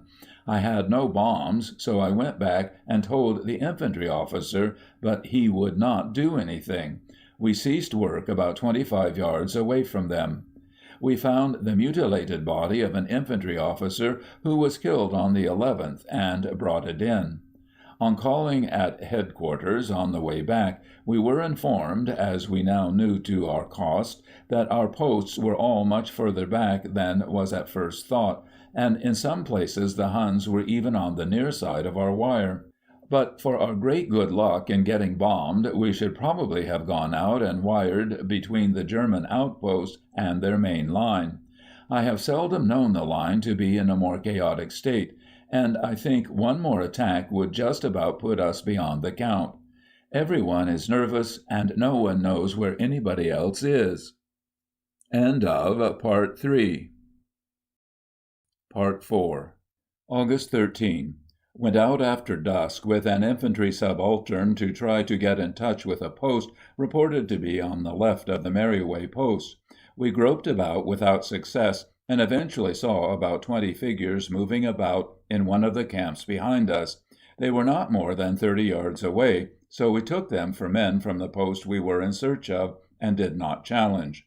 Presently they began to move away down the hedge towards the German lines, and my companion remarked that they were going a long way forward, as a German post was known to exist at the corner. Almost immediately afterwards they began to run, and disappeared into a trench about 50 yards away. Soon after this we found our own post, and they reported having no men out, and having seen no one. There was only one possible conclusion: we had been in close touch with a strong German patrol, which had been moving about with the greatest audacity at least 50 yards behind our lines. Very unpleasant to think about. Then we took a few of the better men and went out on a hunt, but found nothing. It was impossible to wire because of very frequent lights and heavy machine-gun fire. On the right of the track we could find neither Huns nor our own people, and it appears that Brigade Headquarters don't really know anything about the situation at all. It is a mess. About 3 a.m. the Huns put down a heavy barrage, but did not come over. August 14. Had a night in bed, the third in 6 weeks. Heard that my infantry friend was killed, just after I left, by our own shrapnel bursting short. Hear also that I have been recommended for a DSO for the scrap the other night. This is the second time, and it is now some comfort to be definitely sure that they will never give it me. I would like to get something just for my father's sake, but for myself I should almost hate it. We were here to do a job, not to earn medals for the sake of being gushed over by silly, simpering women who could never understand. It is a hard creed, and difficult to stand by at times. Vanity is very strong. The following shows roughly some of the main points in the Merriway fighting. August 15. Started to wire from the barricade towards the right in order to join up with Day, who was working from the other end. Got to our first post, but could get no farther, as there was a strong German post across our line. Day bumped into this from the other side, and was driven off with 2 casualties. I was lying down listening when the Huns fired into Day, and was surprised to find I was not 10 yards away from them. They sent up a light, and I could see about 10 of them, as plainly as daylight, all looking along their rifles. I dropped a bomb into them and departed, but if we had known they were there, we could have collared the whole lot. August 16. Was relieved at Merriway, and spent the night wiring in the right sector, quite a rescuer. August 17. Wiring again in front of County Camp. Shelled off the job 3 times, and had 2 casualties, so decided to work the wood instead. Shelled again. August 18. Quiet night in the wood. Slowly and surely I am breaking up, and now I am so far gone that it is too much trouble to go sick. I am just carrying on like an automaton, mechanically putting wire and digging ditches, while I wait for something to happen. Relief, death, wounds, anything in earth or hell to put an end to this, but preferably death. I am becoming hypnotized with the idea of nirvana, sweet, eternal nothingness. My body crawls with lice, my rags are saturated with blood, and we all stink like the essence of putrefaction rotting for the third time. And there are ladies at home who still call us heroes and talk of the glory of war. Christ! If the lice were in their hair, and the scabs were on their tongue, and the rats were smiling there, padding softly through the dung, would they still adjust their pince-nez in the same old urban way in the gallery where the ladies go? Last night something went wrong in my head. A machine gun was turned on us, and instead of ducking, I remember standing up and being quite interested in watching the bullets kick sparks off the wire. Day pulled me down into a hole, and has been watching me ever since. If ever again I hear anyone say anything against a man for incapacitating himself in any way to get out of this, I will kill that man. Not even Almighty God can understand the effort required to force oneself back into the trenches at night. I would shoot myself if it were not for the thought of my father. Oh, God, why don't you kill me? To these from birth is belief forbidden, from these till death is relief afar. And the pity of it all is this, that nobody will ever understand. It is hell to be able to see these things, but in 2 years I know it will all be forgotten. It is over, they will say. We must forget it. It was so terrible. The world will go back into the old grooves, without honor, without heroism, without ideals, and these dear, darling fellows of mine will be factory men once more. Even now Hardy's sister is selling matches in Ancoats, and my sister would refer to her as that woman, yet Hardy and I have saved each other's lives. And if I live, they will say, "Poor old beggar, he isn't much use now, he had rather a bad time in the war." And they will pity me, once a month when I am ill. Or worst of all, if my vitality should come back to a certain extent, I will appear quite normal, and they will call me a slacker if I don't take part in games. I, who once captained one of the best rugby teams in the North. Perhaps they will even be so good as to make allowances for me. And they will call me dull and morose and cynical, and even priggish when I keep myself aloof from them. And the ladies, for whom I gave my strength and more, will leave me for the healthy, bouncing beggars who stayed at home, even as nationally the neutrals get the good things now. And there are thousands worse than I. May we all die together in one final bloody holocaust, and before the peace bells usher in the realization of our fears. And then, on howling winter evenings, our spirits might ride the cloud-rack over these blood-soaked hills, shrieking and moaning with the wind to drown the music of their dancing, so that they huddle together in terror, the empty-headed women and the weak-kneed, worn-out men, as we laugh at their petty, soulless lives. Within a week I shall be dead or mad. August 19. Very hot today, feeling feverish and weak. What futile words. August 20. Division on our right attacked and captured objectives. 3 lines in the Daily Mail tomorrow. 300 corpses grinning at the stars tonight. In 3 years' oblivion. War. August 21.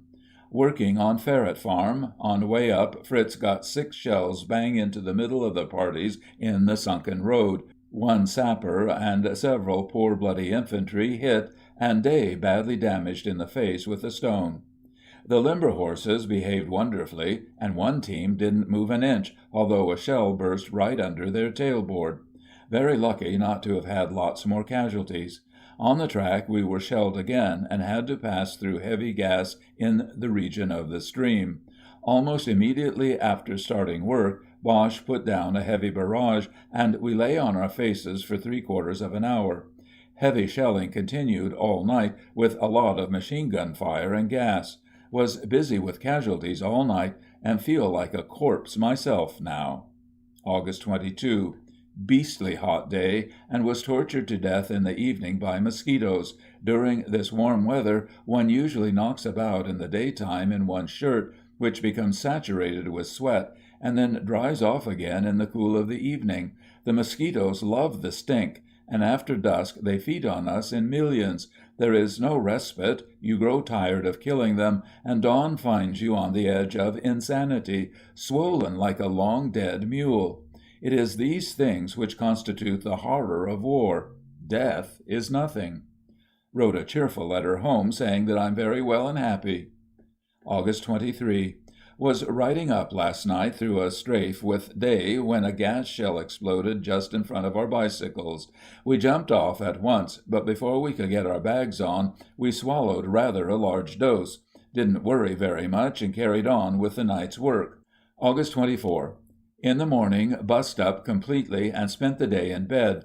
Pulled myself together and managed to get up the line again at night. August 25. Riding home this morning, we encountered a sudden whiz-bang strafe on the road, and Day took a small fragment clean through his handlebars. Rained hard all night and practically stopped work. August 26. Still raining heavily, and we notice the first signs of the return of the mud era. Surely they must relieve us now, if there is a man to spare in France or England. Otherwise, I am afraid a week of heavy rain would clear the road to Calais. For myself, I am too far gone to pick the lice out of my shirt. I have ceased to be a man. Even my simian ancestors used to remove their parasites. August 27. Still raining hard, but news comes through that we are going to be relieved. As I am the only officer that really knows the forward work, I am to stay and hand over. Only 3 more nights. August 28. Very busy day handing over all rear work to relieving company. The attached infantry parties returned to their units today. August 29. Company transport left at 10 a.m. for rest area. The sappers marched off at 1:30 p.m. Tonight is to be my last night in the line, I hope, for a fortnight at least. August 30. Oddly enough, my last night was one of the most eventful spent in the sector. It was a misty night, and I was crawling about with the relieving officer to show him Day's front line company headquarters when we were shelled fairly heavily. To avoid the disturbance, I made a detour of about 100 yards and got completely lost. Eventually, we heard muffled voices behind us, and to my surprise, when I crawled back to investigate, I found a Hun machine gun post with about 6 men in it. We avoided this, and eventually struck our own line about a quarter of a mile out of our course. They handled us rather roughly in the trench, as they believed us to be Boche, particularly as my friend knew nothing about the line. After sitting for 20 minutes with 2 bayonets in my ribs, Miller of the Fusiliers came up, and fortunately he knew me. Just managed to complete handing over before dawn, and got back for breakfast with our reliefs. Left billets on horseback with Dowsey as groom at 11:45. Passed through reserve billets and had an afternoon halt to water the horses in a charming meadow just beyond Cassel. We reached the company about 6 p.m. at a small village outside St. Omer. A very pleasant but a tiring ride. Day and I are living in a large white chateau, steeped in romance from its turrets to its, no doubt, well-stocked cellars. Outside my bedroom window there is a balcony where I can sit in the evenings and watch the sun set beyond St. Omer. If only I had my books, I might recapture myself in a fortnight here. September 1. Quiet day, with the usual inspections and cleaning parades. In the evening, Major and I rode over to take dinner with the Commander Royal Engineers. Information had just come through that our outposts are on the top of Kemmel Hill. Apparently the Huns have retreated, but it makes me damn wild to think that we should hold that blood-soaked line and wear down his resistance for other people to follow him up. I would have sold my soul to see the old division go over Kemmel, and if anyone had the right, it was we. September 2. Went into St. Omer with Day and had tea at the club. Succeeded in obtaining some butter at 15 francs per kilo. Verily, the French are a hospitable people. Returned to the mess to find the rumor about Kemmel is confirmed. Apparently the Boche are evacuating forward positions with a view to consolidating their line for the winter. This is all very cheerful, and no doubt makes good reading in the clubs at home, but unfortunately it necessitates our return to the line tomorrow. Our rest has therefore been a deal of extra trouble for nothing. 2 days out of the line do one more harm than good. Transport and pontoons started on their return journey tonight. September 3. Entrained at 8:15 a.m. and retrained at railhead about 12 noon. Marched forward past our old billets and eventually took over very comfortable billets from a company of American engineers. The line seems to have gone far forward. All the old gun positions are empty, and the sausages are well in front of us now.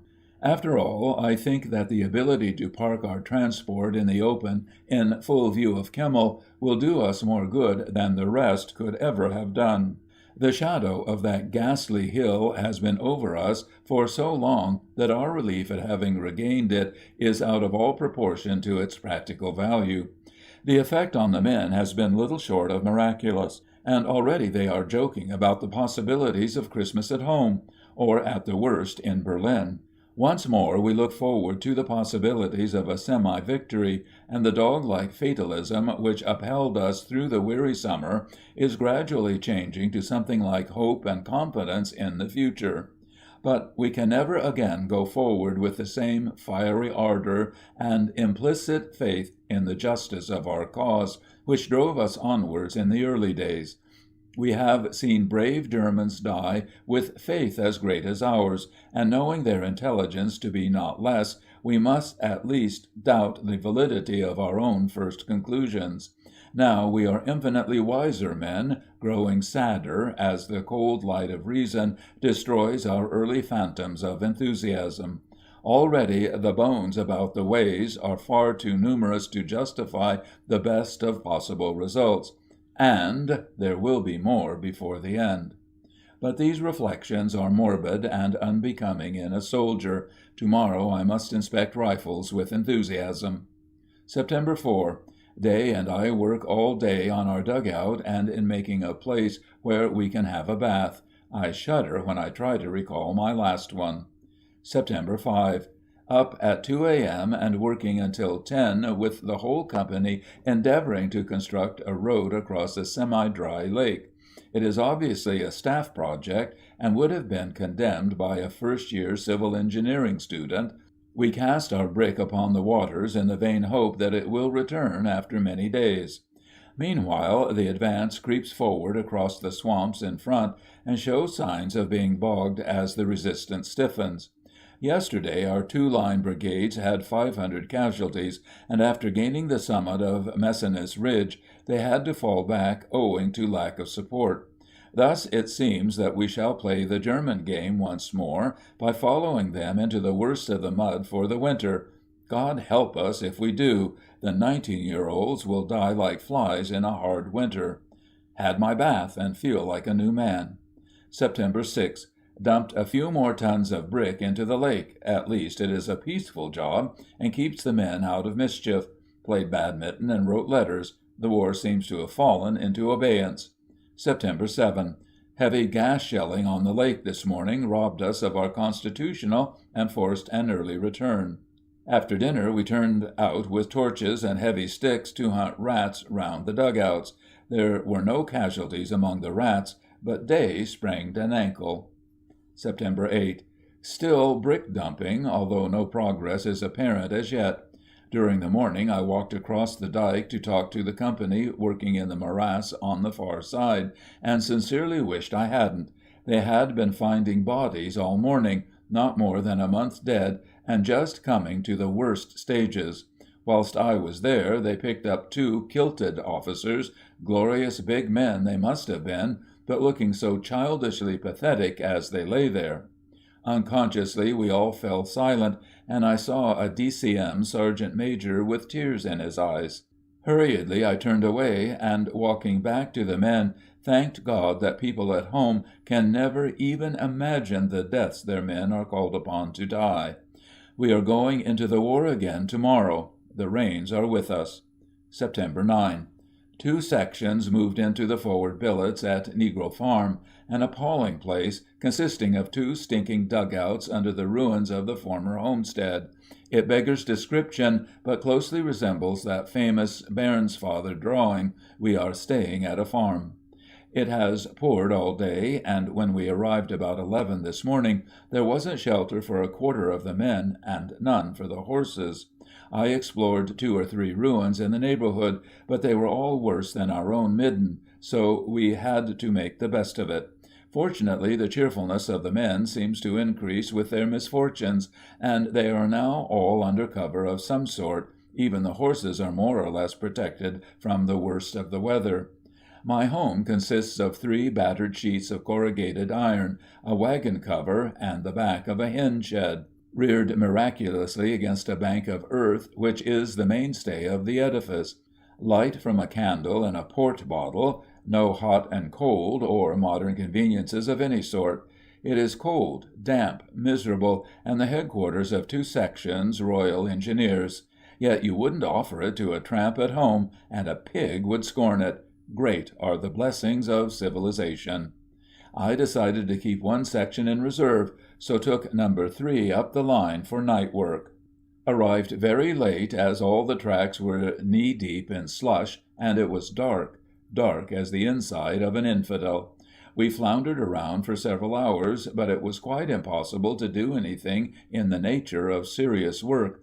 The line was new to us, and the difficulty of finding the post was increased by persistent machine-gun fire and the most devilish weather imaginable. The ground was in an awful state, and it often took us 20 minutes to move 100 yards. The men swore sublimely, and their humor was the only dryness in the night. On the return journey we struck some unpleasant shell fire, and Mudd wallowed with enthusiasm. Browning anticipated the Great War when he wrote, "Will sprawl, flat on his belly in the pit's much mire, with elbows wide, fists clenched to prop his chin, and while he kicks both feet in the cool slush, and feels about his spine small eft things coarse, run in and out each arm and make him laugh." Twice we got lost in the woods, and finally I had to give up all hope of finding the lake track. We returned the long way, but even so the tracks were knee-deep, and I could feel the water trickling in over the tops of my field boots. Sometimes it would be such a relief if only one could cry. The men had a drop of rum when we got back, and it was about 4 a.m. when I crawled into my flea bag. A family of beetles played "Come and sit on my chair" across my toes, and an old brown rat wanted to keep me company. I turned him out 3 times, but the poor devil was so persistent and so pathetic that finally I let him stop. Immediately I fell asleep he came and stroked my hair in gratitude, and I, misunderstanding his intentions, turned him out for good and all. But have you ever tried to sleep in your soaking wet clothes with your head 2 feet under a sheet of corrugated iron on which it is raining hard? I tried, but the rain and the beetles were against me. I got up, and the morning and the evening were the first day. September 10. Still raining, and we spent another awful night in the outpost line. Our own 18-pounders were shooting so short that some of the shells were actually falling behind us, and once we had to lie on the Boche side of the parapet to get cover from them.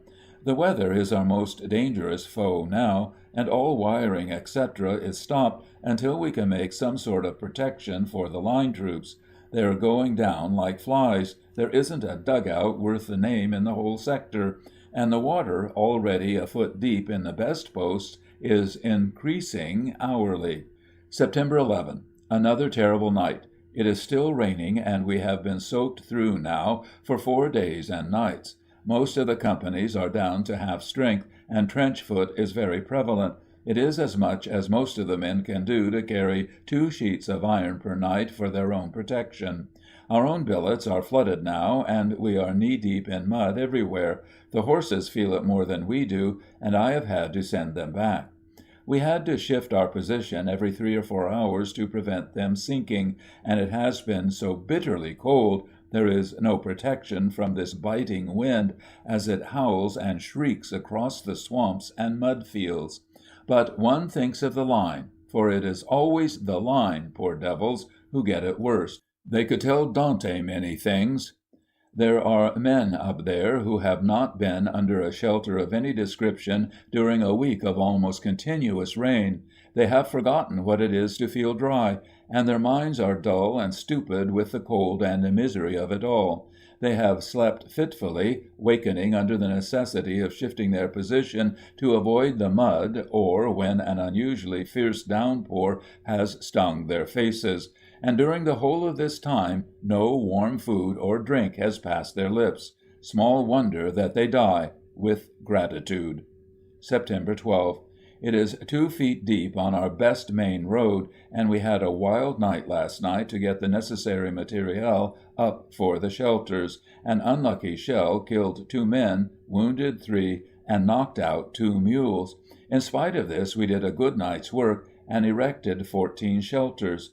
The men seem to realize how much depends on them, and I have seldom seen them work so well. September 13. Heavy shelling on roads and tracks disorganized all parties and interfered with work. I was hit in the middle of the back with a large fragment, which bruised me badly. If I stumbled and fell once last night, I fell 20 times.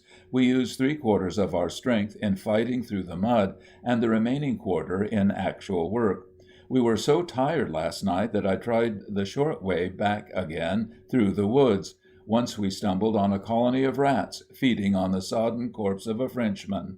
I shuddered involuntarily as they scattered away, screaming, and then turned to watch us with beady, malevolent eyes. The last time I was home on leave, I remember my mother asked me why the trench rats were so big.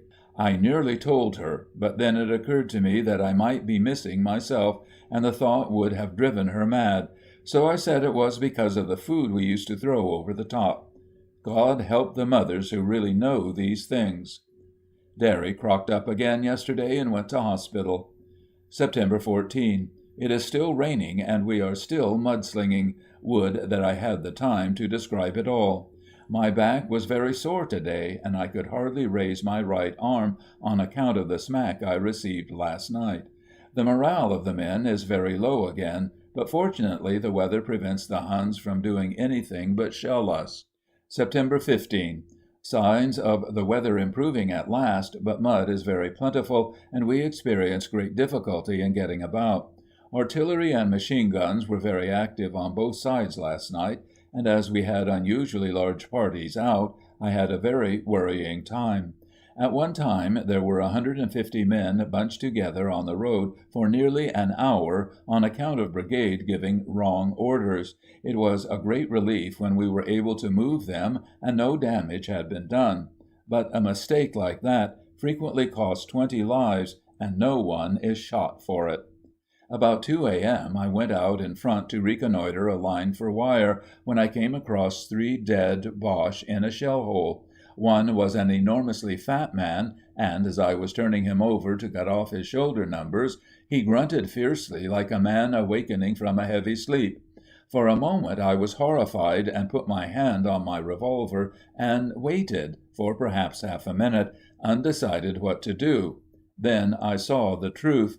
The noise which had startled me was due to the gases of decomposition being forced through his mouth when I turned him over. Another of the glories of war. End of Part 4. Part 5. September 16. A really fine day at last, and our spirits rise accordingly. Our hopes are drowning, and we have to clutch at the flimsiest of straws. Last night was very quiet, and a lot of good work was done. The men went back about 4 a.m., and I turned into battalion headquarters for a powwow with the colonel. As I was walking home about half an hour afterwards, the Hun put down a very heavy gas shell bombardment, particularly around the track. I lay in a hole for half an hour with my mask on, and was frightened to death lest I should be splashed with some of the infernal liquid. The shells were not more than 18-pounders, but some of them were unpleasantly close. This morning, division reports that some 3,000 shells came over in the half hour. A new officer joined us today. He is about 30, wears gold-rimmed glasses, and has never seen the war before. He looks around with the wonderment of a little child, and will be an infernal nuisance to us. Still, I suppose there are no real men left now. September 17. Spent the night by myself, crawling around in front and noticing the places most in need of wire. I came across a German post with 4 men in it and a light machine gun. They were well forward, quite isolated, and obviously nervous. I told the nearest company, but they wouldn't do anything, and even looked frightened to think that there were real live Germans so near them. A sod splashed down in the trench outside, and I noticed the orderly at the door, a lad about 18, jump and nearly drop his rifle. It all makes one very sad if you look back upon the days when there would have been a clamor to go and snaffle that post. And this is the division which captured and lost one village 7 times on one bloody day, and finally held it against all attacks with 1/5 of its effectives on their feet. September 18. The men went back into the reserve billets today, but I stayed on with the relieving sections. The ground is beginning to dry again, and life becomes more pleasant. There is a great aerial activity, and the Hun shoots very much on our roads and back areas. Surely we are not preparing a stunt.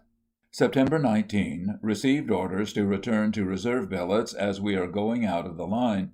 Spent a busy day handing over work and packing up as the whole company moves tomorrow. September 20. Trekked to our new billets in reserve, which are almost out of the war. Even the 60-pounders are well in front of us. Spent a quiet day making cover for the men, rigging up horse lines, and generally settling down. There is more billeting accommodation than we have seen for months, and greatest joy of all, we can sleep in our pajamas. September 21. Apparently there is some kind of a stunt coming off, because we have instructions to rest the men as much as possible and give them an easy time. Accordingly, we do a little drill, paint our transport, clean rifles and ammunition, overhaul explosives, etc., etc. There is some fascination about this war game, some inexplicable grip which it has over us. In spite of everything we have gone through, there is once more a thrill of expectation in the air, and the men seem keener, as though looking forward to something. No one could hate the war more than I do, and yet I would be bitterly disappointed if sent on leave tomorrow. And if we, of all men, can still feel moments of exhilaration, can there ever be a League of Nations? September 22. The usual instruction work and overhauling of equipment. Orders came through today that we are to give the men instructions in attack, open warfare, and extended order formations. The men enjoy it and are cheering up tremendously. There are now several new divisions in our area. Guns are coming forward, and more troops arrive every day, all of them apparently from the south. They seem fresher and more confident than our own men, but they have already had the experience of driving Huns before them. We, on the other hand, have been fighting a losing fight with our backs to the wall for over 7 months. A lot of kilted troops arrived today. September 23. Had the men out all day practicing attack formations. It is hard to believe that these fiercely rushing groups of men are the same troops who were fought to a standstill at Kemmel, and held that blood-soaked line with such dogged fatalism through the weary summer. And after 2 or 3 days' rest, they are expected to go forward again. A man must feel proud. September 24. Training hard. In spite of high hopes dashed before, we seem as keen as ever to make another effort. The atmosphere seems charged with electricity, more troops are pouring in, and the broad-gauge railway is up nearly as far as our billets.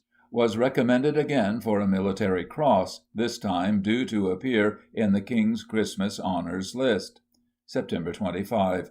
We are still without orders, but the attack must be near at hand now, expectation and excitement.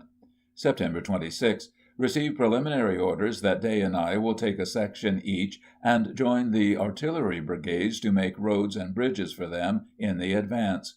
2 sections remain in reserve under Cooper. Attack before dawn on the 28th. Went up to the brigade to arrange details, and went to bed on return.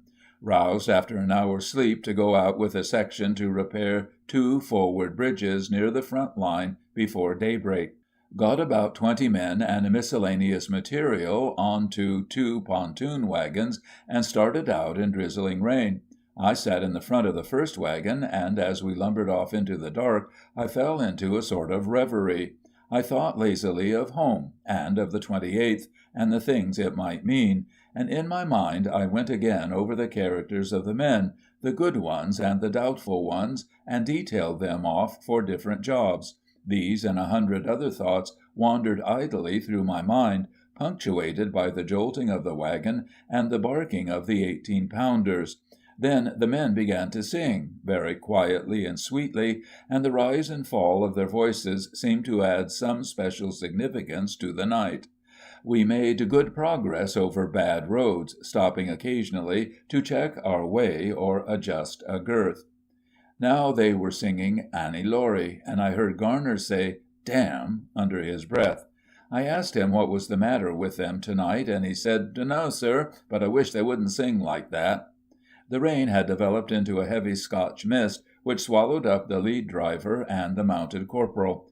I shivered under my coat, and felt unutterably lonely and sad. At last the wagon stopped, and we went forward on foot towards the work. We bridged 3 trenches, and then came to the main job, a 15-foot span across a swollen beak, and not more than 400 yards from the German lines.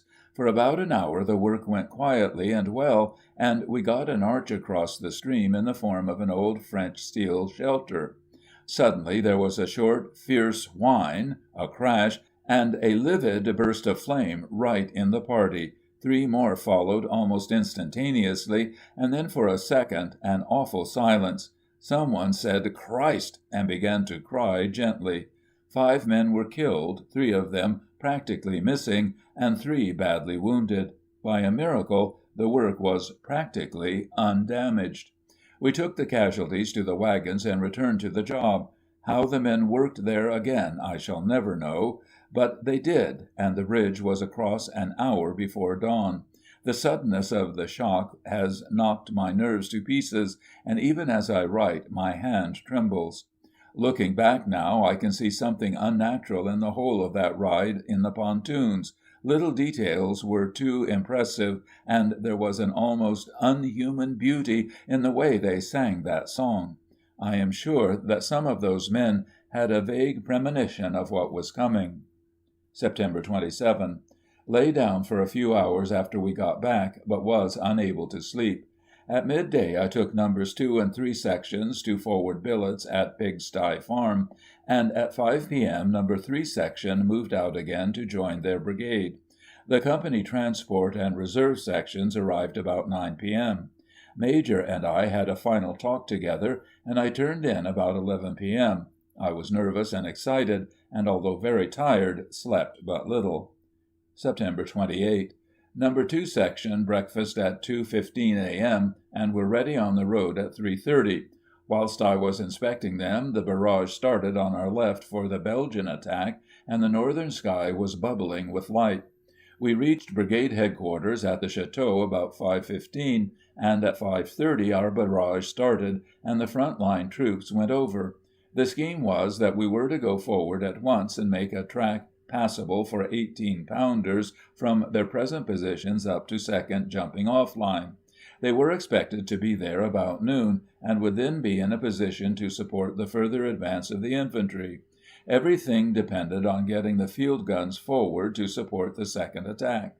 I left the transport at the Château under the corporal, and led the men forward towards a half-dried-up canal, which was the first break in the road. It was raining heavily. It soon became apparent that the Germans were maintaining a barrage on this side of the canal, and as time was against us, we had to go through it. It looked rough and ugly, and the men were looking at each other. For a moment I was tempted. We were absolutely alone, and it was up to me. Nobody could blame us if we didn't go through, and in an hour it would probably have stopped. We were perhaps 500 yards from the canal, and shells were bursting heavily.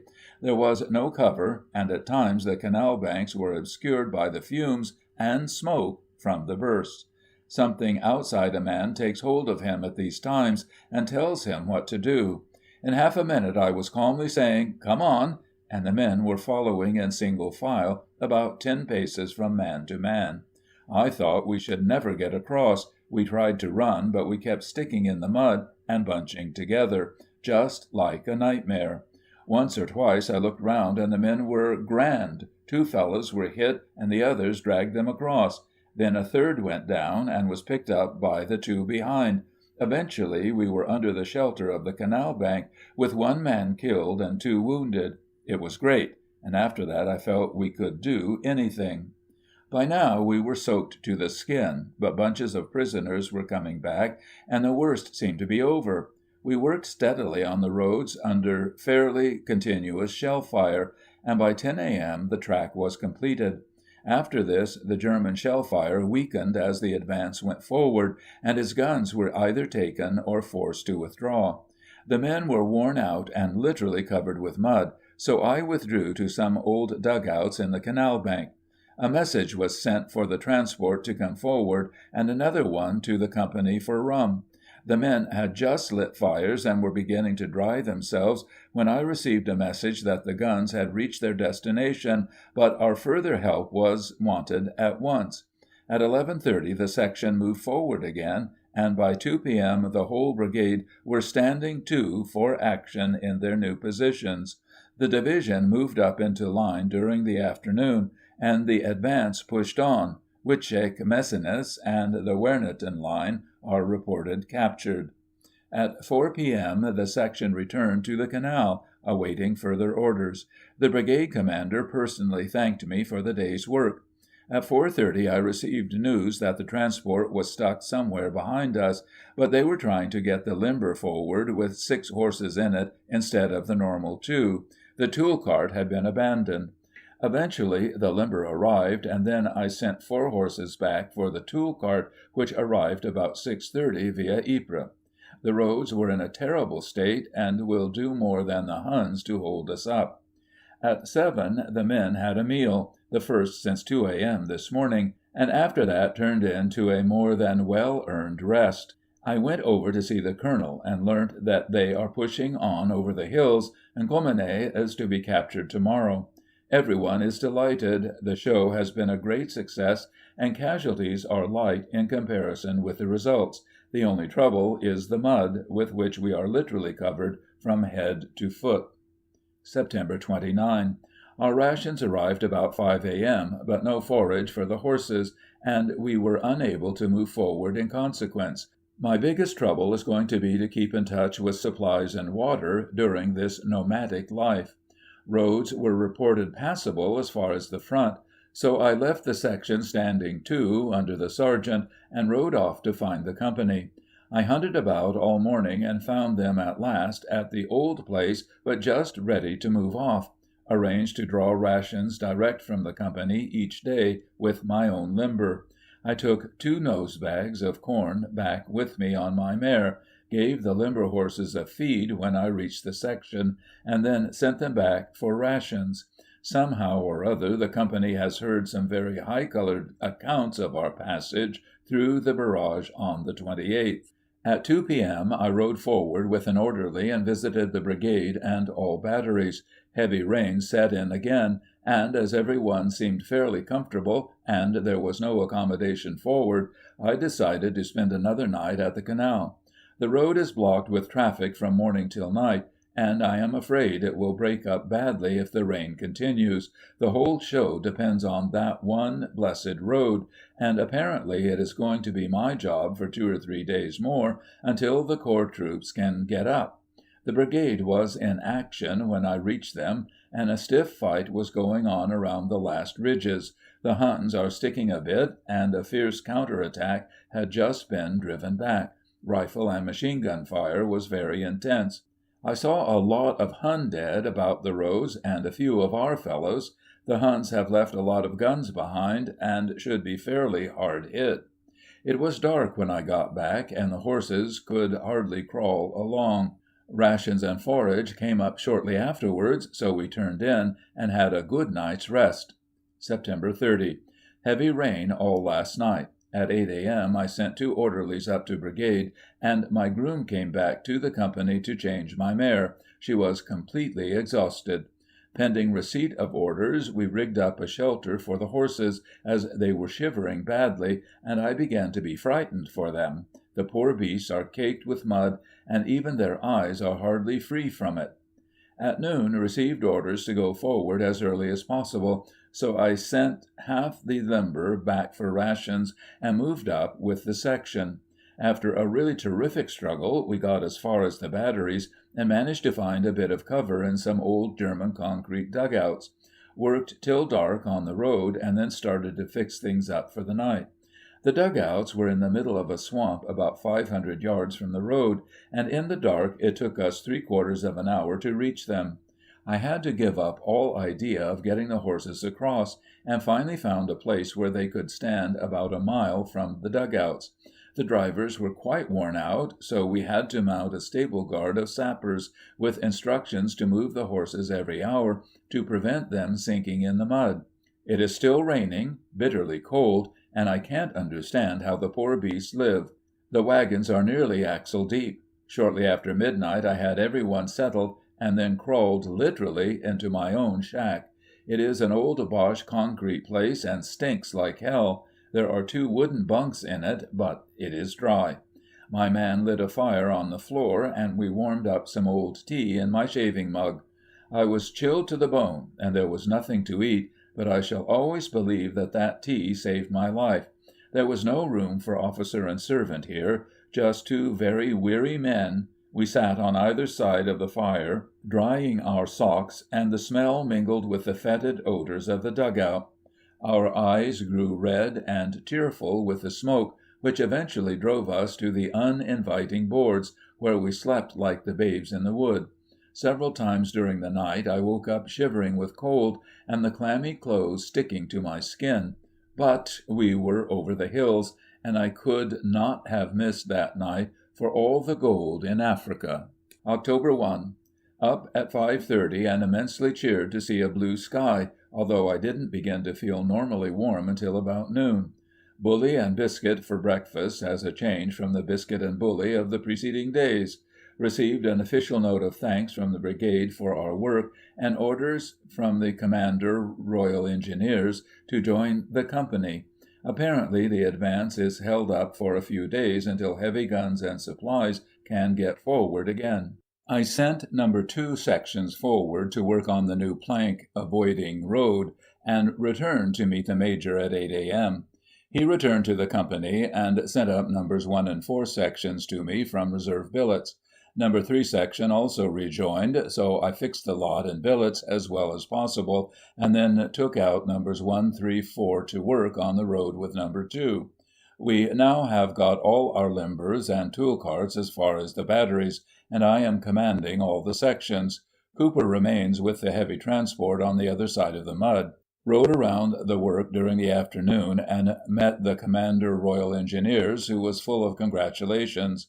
Withdrew to billets at 5 p.m. to give the men a chance to dry their clothes and have a warm meal, the first they have had since the 27th. We are without definite news, but apparently the whole show has been a great success, and the Army is only waiting until we can get the roads through. I can never forget the great change which seemed to spread like wildfire over the spirit of the Army on the evening of the 28th to 29th. We were in the midst of the worst of the mud area, miles of transport wagons were bogged along our single road, it was raining hard, and few of us had eaten anything for 24 hours. Nobody was looking forward to the dawn, but from somewhere behind us a rumor came through that Bulgaria had asked for peace. There was no cheering, no demonstration of any sort, but the news seemed to put new spirit into the tired troops. The weary, mud-caked horses were lashed and spurred again.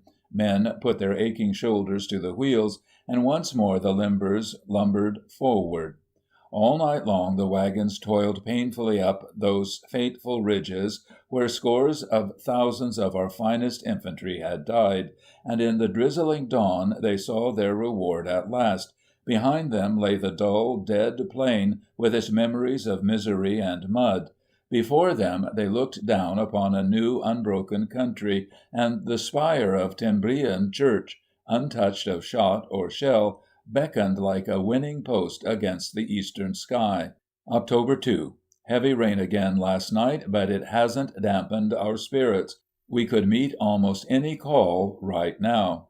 At 5:30 a.m., an orderly came in with orders from the Commander Royal Engineers, saying that we are to work from 6 to 9 on the divisional main road.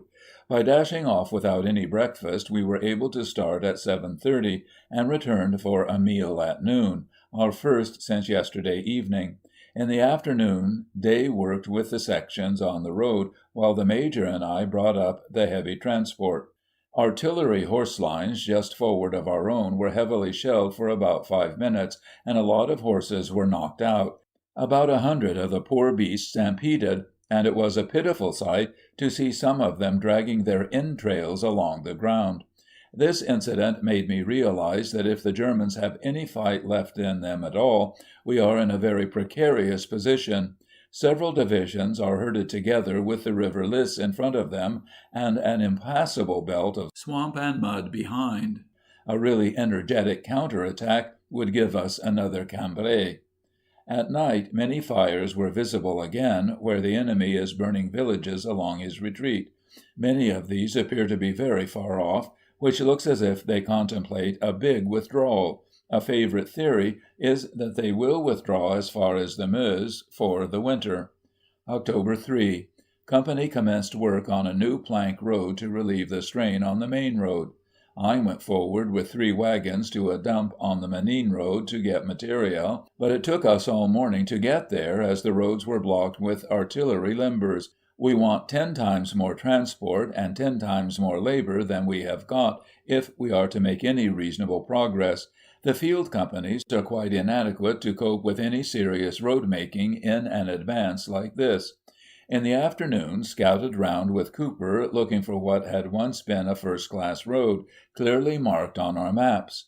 We couldn't find a stone, a tree, or any single thing that would indicate where the road had been. We couldn't even fix it from our maps, as farms, houses, and landmarks of any description had totally disappeared.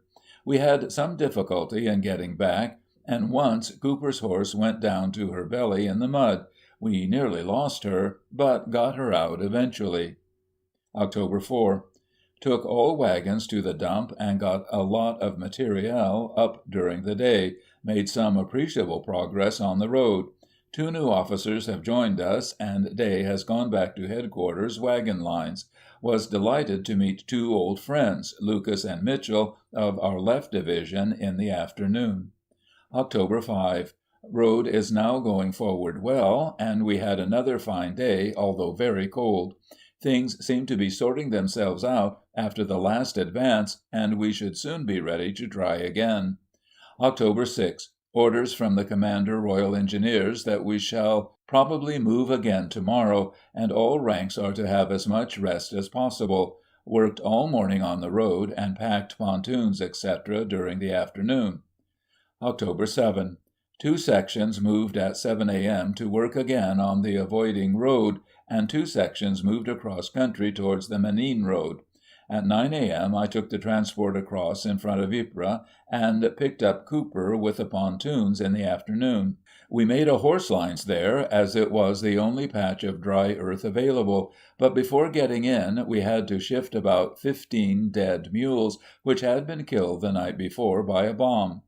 Billeted the sections in an area containing 1 dugout just off the Ypres-Menin road, a piece of ground probably more fiercely fought over than any other during the war. The solitary dugout was unusable owing to prevalence of dead Boche, as Mark Twain would say, fixed so that they could outvote us. We couldn't find a level piece of ground large enough to make 1 tent without a lot of digging. The sergeants found a very good place for their tent, but a dead Hun was in possession of the freehold. They decided to bury him, and deepened a shell hole accordingly. Then the problem how to get him into it. The sergeant major took his boots, and the farrier very gingerly took his sleeves. They lifted, but his arms came out in the farrier's hands. They withdrew to windward and talked. It was growing dusk. The tent must go up. Finally, the farrier put his gas mask on, and literally buried him in shovelfuls. Pro patria? The only way to stop war is to tell these facts in the school history books, and cut out the rot about the gallant charges, the victorious returns, and the blushing damsels who scatter roses under the conquering hero's feet. Every soldier knows that a rewriting of the history books would stop war more effectively than the most elaborately covenanted league which tired political legal minds can conceive. October 8. Working all day on the roads. It is a dreary job in this blighted, featureless country. October 9. Received orders to report again Artillery Brigade Headquarters, so there's obviously another stunt in the wind. In the meantime, we are still mudslinging. October 10. Went forward into the outposts to reconnoiter tracks and ways forward for the guns. We were in absolutely virgin country, and it was a new experience to think of death lurking behind these green hedges and quiet farm buildings. At night took the section up and did a lot of work. Filled in several ditches, cleared a ride through a wood, and chopped down several trees with which we made a small bridge. Took the floor out of the farm kitchen to cover it with. October 11. Are reconnoitering again all morning, and at night took a company of pioneers up to work on a second track. Had a very unpleasant time on the Menin road, where we were heavily shelled. Some artillery transport suffered badly, but we got through without casualties. The weather continues fine, and everything points to another show about the 15th. The Huns have put up a lot of wire, but the field guns have been shooting this down steadily for 3 days now, and the heavies are coming into position. This morning, when I was up, our shells were falling dead in the belts of wire and cutting broad lanes through it.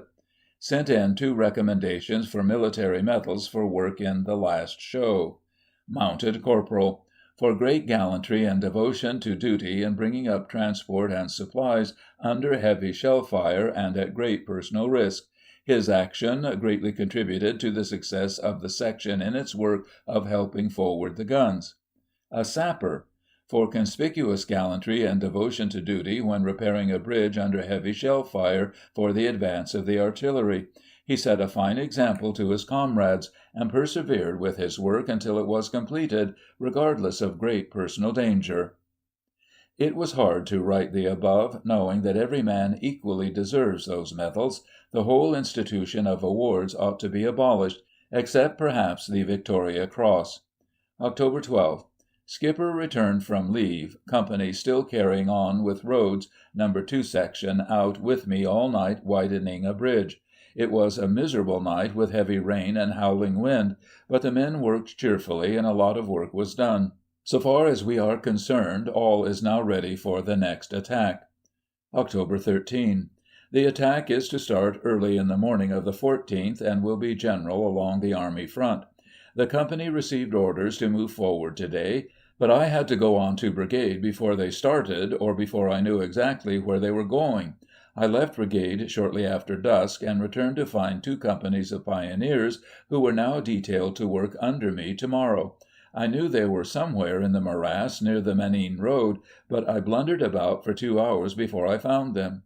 It required all my willpower to keep me going, and when finally I saw their tents, I was in the last stages of exhaustion. Several times I must have been very near to them, but it was impossible to see more than 20 yards, and I had passed away again, going round and round in circles. I was so weak towards the end that I used to lie still in the mud for several minutes every time I fell, aching in every muscle, and wondering how many more times I could fall without dropping off to sleep. It was after 1 a.m. when I left the pioneers, and there was a 4-mile walk to where I thought the company would be. I wandered from battery to battery, asking for news of them, but no one could tell me where they were. It was absolutely vital that I should find them before dawn, but at last my legs failed completely, and I collapsed in the middle of the road. I crawled into a hole in the bank, but tired as I was, couldn't sleep because of the cold. I was tormented with fears as to what would happen in the morning, as I was the only officer who knew the gun tracks, and almost everything depended on the clearing of those. End of Part 5. Part 6. October 14. Dawn came at last, cold, clear, and very beautiful, and at 5:35 the barrage came to spoil it. I set off towards the batteries in the hope of picking the men up there, and found the pioneers. I gave them work to go on with, and turned to try and find my own fellows. The din from our own guns was terrific, and the German retaliation seemed unusually heavy. The hard, persistent rattle of machine-gun fire in front seemed to indicate that we had stuck, and a lot of wounded seemed to be coming back. Some shells exploded very near me, and I dropped into a ditch. I was cold, hungry, and tired, and at that moment would have sold my soul to have been out of it all.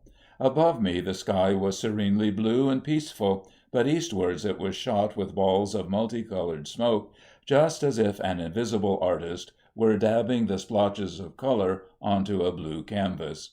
Why, oh, why should I walk into that blazing inferno and die on a morning like this? These thoughts were actually on my mind when I saw Cooper coming down the road with the section. They thought I had been killed. I shall always remember standing there in the road and chewing ravenously at a hunk of bully, which I held in my muddy fingers. It was my first meal for 17 hours, and I never enjoyed one better. Then we went forward, and I began to get hold of myself again as the work engaged my attention. I shall never forget one sight. A big Highlander, with the lower part of his face blown off, walking down the railway with a prisoner in front of him, his right hand on the back of the German's neck, and his left hand holding his face together, with the blood pouring through his fingers. Men coming back say the Huns stuck hard at first, but are going well forward now. Today's program was roughly as follows. The Army Corps is to form bridgeheads across the River Lys for a defensive flank. One Royal Engineer Company takes all the divisional pontoons and stands by to bridge when the infantry get to the river. One section of this is to dash forward with Lewis guns and try to prevent destruction of existing bridges. The 2nd Company and 2 of our own sections are working on roads with special instructions to search for and destroy landmines. One of our remaining sections reporting on German dumps and generally gathering information, and the last section arranging temporary water supplies. We went forward very well during the morning, as there was practically no shell fire after the first 2 hours. The losses seemed to have been fairly heavy in forcing the first trenches, and there were a lot of bodies lying crumpled up among the German wire. All that we saw were the veriest youngsters, and they looked so out of place lying there dead in the green fields on this beautiful autumn morning. Shortly after noon we arrived at a large farm, and found ourselves mixed up with the front-line infantry who were held up. We lay behind a hedge and got a few shots into a feeble German counter-attack, and after this the line went forward again. We remained at the farm, and about 2 o'clock were heavily shelled by German field guns. Several machine gunners were hit, and the brigade commander, who had just arrived, had his leg blown off. For a few minutes the place was in chaos, but 2 18-pounders galloped up and silenced the Hun battery with their first few shots. After these years of trench warfare, it was wonderful to see field guns galloping into action and engaging the enemy over open sights. Beyond the farm the roads were in perfect condition, so we returned to the company and found them in tents on a hill about 3 miles behind. I thought at one time the men would have to carry me back. I had never felt so tired. Bad news awaited us. Cooper had been killed early in the morning, about half an hour after the attack started. Later in the day the sergeant major was wounded, and there were 11 casualties among the men. The passing of an old friend makes a big impression in a small mess, and we were very silent at night as we sat and smoked after supper. The town of Menin was burning fiercely, and many other places farther to the east. October 15. Buried Cooper fairly decently in some old sacking at a Belgian cemetery. No orders came through, and we had a day of welcome rest. October 16. Company moved forward at 10:30 a.m. to battle areas, and took over billets from a company of our left division. There are no signs of war here, and almost every man in the company has a bed to sleep in, splendid grazing for the horses, and lots of vegetables in the fields for ourselves. It is all like fairyland, and we walked out solemnly this afternoon to look at a large green field without a single shell hole in it. Reports state that we have taken Contray, and streams of refugees coming back along the roads indicate that it may be true. Unfortunately, they are all of the very lowest classes, and as they only speak Flemish, we were unable to get any information out of them. It is a heartbreaking sight to see them trudging through the rain, old men, women, and the tiniest of children. Sometimes they wheel a barrow containing a few of their goods, but most of them are without anything except the miserable rags they stand in. October 17. Had the company out all day doing road drainage. The tedium of the work was relieved by a ghastly incident showing how low these poor refugees have sunk. A party of them were trudging listlessly along the road when the leaders noticed a dead horse lying in the ditch. In a few seconds the men and women had taken their knives and were fighting like animals on the distended carcass, chattering and shrieking like a crowd of hungry jackals. As they worked, they threw the chunks of bleeding meat into the road, where the children fought for them, and stowed them in the barrows. In a few minutes the horse was stripped to his bones, the noise subsided, and the ghouls trudged on their way. October 18. Working on the road all day in heavy rain, but were called out again at night to form a bridgehead across the river in front of us. We were in possession of half the town on the near side of the river, but the Germans have destroyed all the bridges and hold the eastern half of the town. The main road bridge in the center of the town lay across the bed of the river in a maze of twisted steelwork. We were required to make a footbridge across these ruins for the infantry to get across. Day climbed across with 3 men and a Lewis gun on the ruins of the old bridge, and cleared a German machine gun party out of the farthest bank. After this we started work, and made fair progress considering the vile conditions. With the river sucking and swirling below them, and the cold rain numbing their fingers, it was anything but an easy task for the men to keep their foothold on the slippery, twisted girders.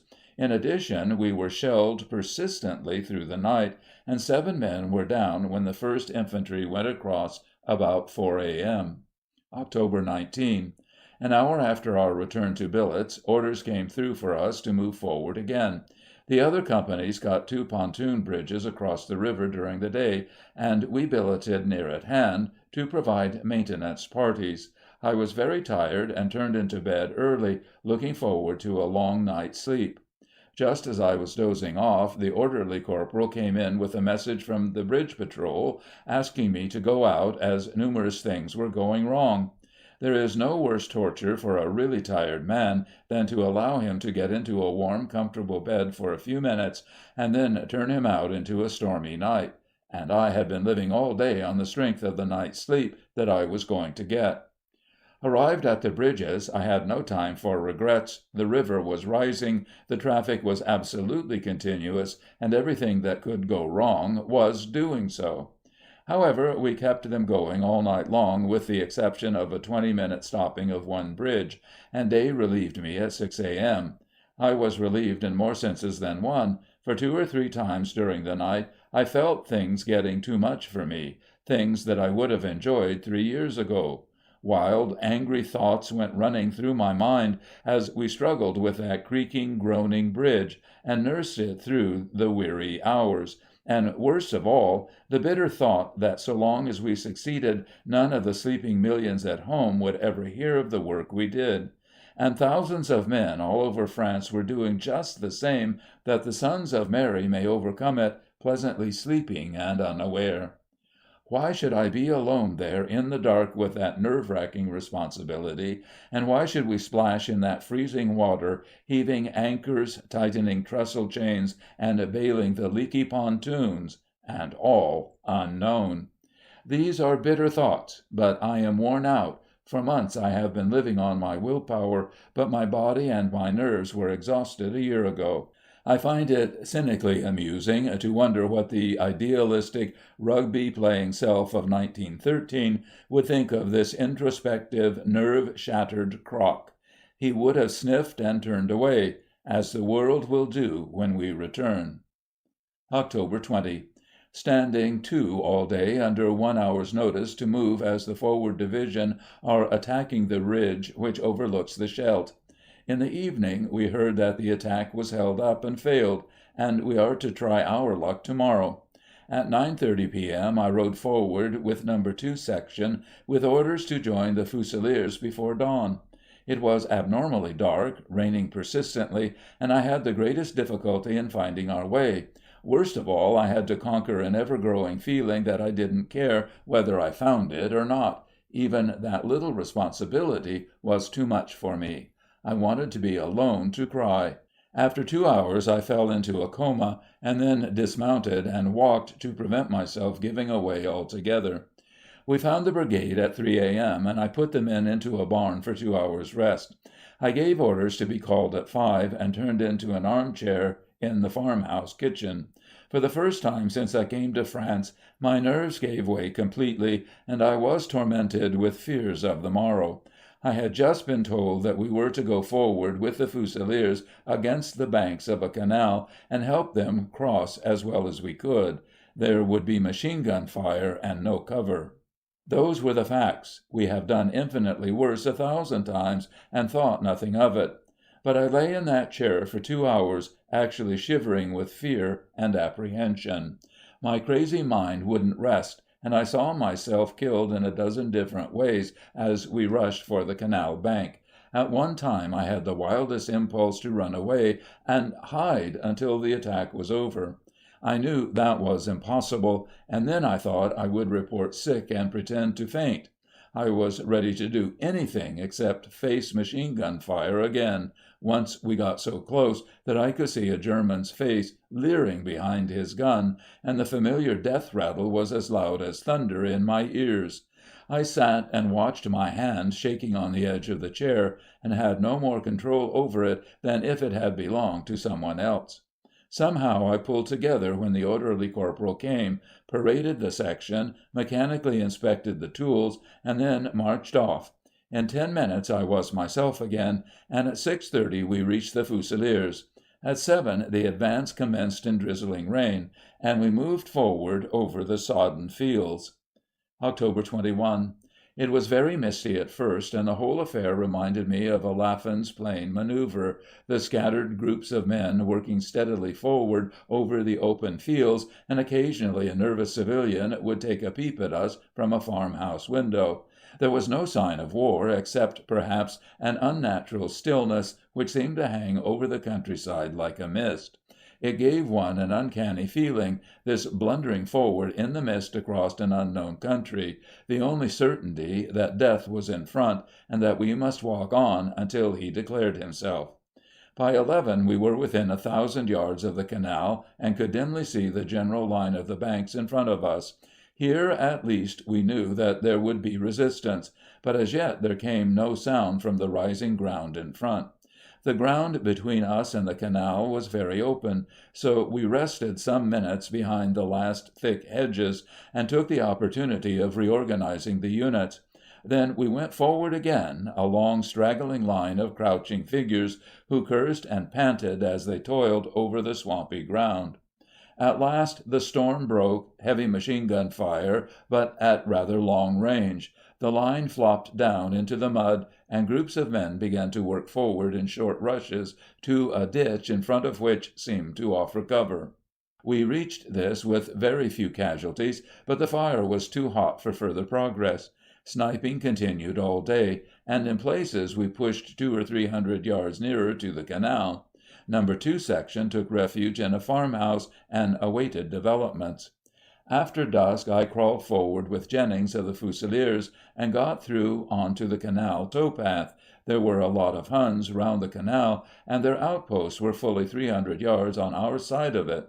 After some difficulty we got within about 50 yards of the bridge, and I noticed that the Huns could still crawl across, although it was badly damaged. Allowing for further demolitions, I didn't think we should have much trouble in getting a footbridge across the ruins. We were nearly caught once, and lay between the water and the towpath, while a party of about 10 Huns walked along the path not 10 feet away. Got back safely in the small hours, and had a short rest in soaking clothes on the farmhouse floor. I am too exhausted to feel tired. October 22. Apparently some of our people have got across the canal farther to the north, and at 9 a.m. the attack was resumed on that side with a view to forcing the Huns out of their position. Our orders were to cooperate by means of a demonstration against the canal, but the machine gun fire was too heavy, and we could do nothing except waste a lot of ammunition. I only remember seeing a German once during the whole day, and yet the slightest exposure on our part was answered by an immediate burst of fire. They stuck it very well, because the fighting on their right flank was very heavy, and they would all have been taken if we had got through. For several hours during the morning the rifle and machine gun fire on our left was very heavy, and the 18-pounders were continuously in action. Towards noon a battery of 68-pounders came into action, and also some howitzers. Several fires broke out in the houses, but the shells had no effect on the concealed gunners in the canal banks, and we waited in vain for the blue rocket that was to signal us forward. About 2 o'clock an intelligence officer came round, and we learnt that the Germans stuck very hard this morning. We made practically no progress as a result of the battle, and our losses have been heavy. At 4:30 the attack on our left was resumed, and the Queens made a very gallant advance, which brought them down almost as far as our left flank on the canal. Unfortunately there was no support, and before dusk the weary men had to retreat to their original positions. On our immediate right there was very little opposition, and the Durhams are firmly established across the canal. Farther south, however, our right division repeated the performance of the Queens on a larger scale, and had to abandon a hardly won bridgehead across the river after a day of strenuous fighting. At 8 p.m. I was informed by brigade that owing to the retirement of the Queens I was covering a half-mile gap, and should take steps accordingly. I mounted a picket with the Lewis gun a few hundred yards forward of the farm, and sent out patrols every half hour, but the night passed off without incident. I took out 2 patrols myself, but could find neither our own people nor Huns. We have had a bad day to-day. Hard fighting, heavy losses, and no progress. People at home seem to think that we are chasing a beaten army which runs so fast that we cannot keep in touch with them. Would that it were true, but we have been badly mauled to-day, and there is precious little offensive spirit in our 19-year-olds. I saw a boy of the Middlesex coming back with a finger shot away. They had run against a farmhouse with 3 Huns and a machine gun, and had lost 4 men in taking it. He said that the bloody diehards had lived up to their name again. 4 casualties. And yet there was a day on Zamverd Ridge when 23 men, left out of 800, lay behind the piled-up bodies of their dead and held the line against the flower of the Pomeranian Guard, and they didn't talk of diehards. October 23. The brigade was taken out of the line this morning, and at noon we had rejoined our transport. We were under orders to move almost at once, and dragged ourselves wearily on to the road, the men singing a doleful dirge, "I'm sure we can't stick it no longer." For the sake of example, I hobbled too, but would have sold my soul to get on Rosie's back. To kill the temptation, I loaded 4 men's packs across her. After dark we came across a battery of field guns, standing to, with their trails half across the road. By skillful driving, and occasionally taking a wheel over the trails, we got the limbers and the tool carts past, but it was too much for the last pontoon. Her off hind wheel hit a trail, and the wheel horses slipped on the pavé, and the whole contraption slithered sideways into the ditch. I wanted to cry, but fortunately found the necessary relief in telling the gunners what I thought of them. It took us almost an hour to get the wagon clear, and it was midnight before the men were into billets. There was a pile of straw for me in front of a roaring fire in the farmhouse kitchen. I collapsed onto this, too exhausted even to loosen my boots or my tunic collar. October 24. Let there be no mistake, last night was the happiest night of my life, and getting up at 6 o'clock this morning was the most wonderful thing that I have ever done.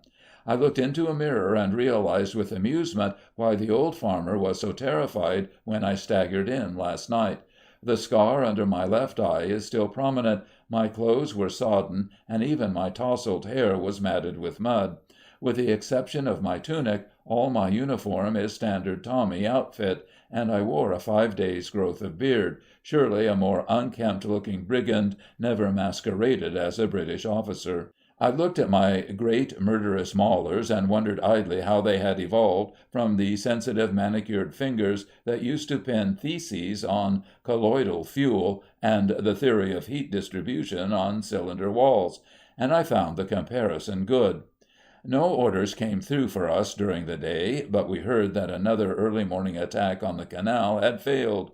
All honor to those Hun machine gunners. After a day of strenuous cleaning, the company paraded in the afternoon and looked ready once more for anything that hell could offer. I counted the faces that I could remember from the beginning, but there were very few left, and myself the only officer. It struck me, too, that the very men left were the ones who had run the greatest risks, hard-bitten devils like the Stephens, who had been in the thick of every mess the company had struck. Perhaps it is true that where there is no fear, there is no danger. October 25. Spent another quiet day, but was rushed into the war again at very short notice in the evening. Out all night with 2 sections assisting forward company to put a trestle bridge across the canal lower down. There was an enormous German timber dump close at hand, and although most of the yard was burning fiercely, we saved enough material to make an excellent job of the bridge. The German engineers are very thorough in their demolitions, and having made a perfect ruin of miles of this canal, apparently their explosive charges are much more liberal than we use ourselves. Returned to the company in a drizzling dawn, but were cheered to note droves of prisoners along the road, and hear that we have gone forward again. October 26. At 4:30 received orders to move company to billets in a farm far behind us and near to Courtrai, obviously to undergo a fattening process for further slaughter. After our arrival in the evening I had another of my black fits for no reason whatever.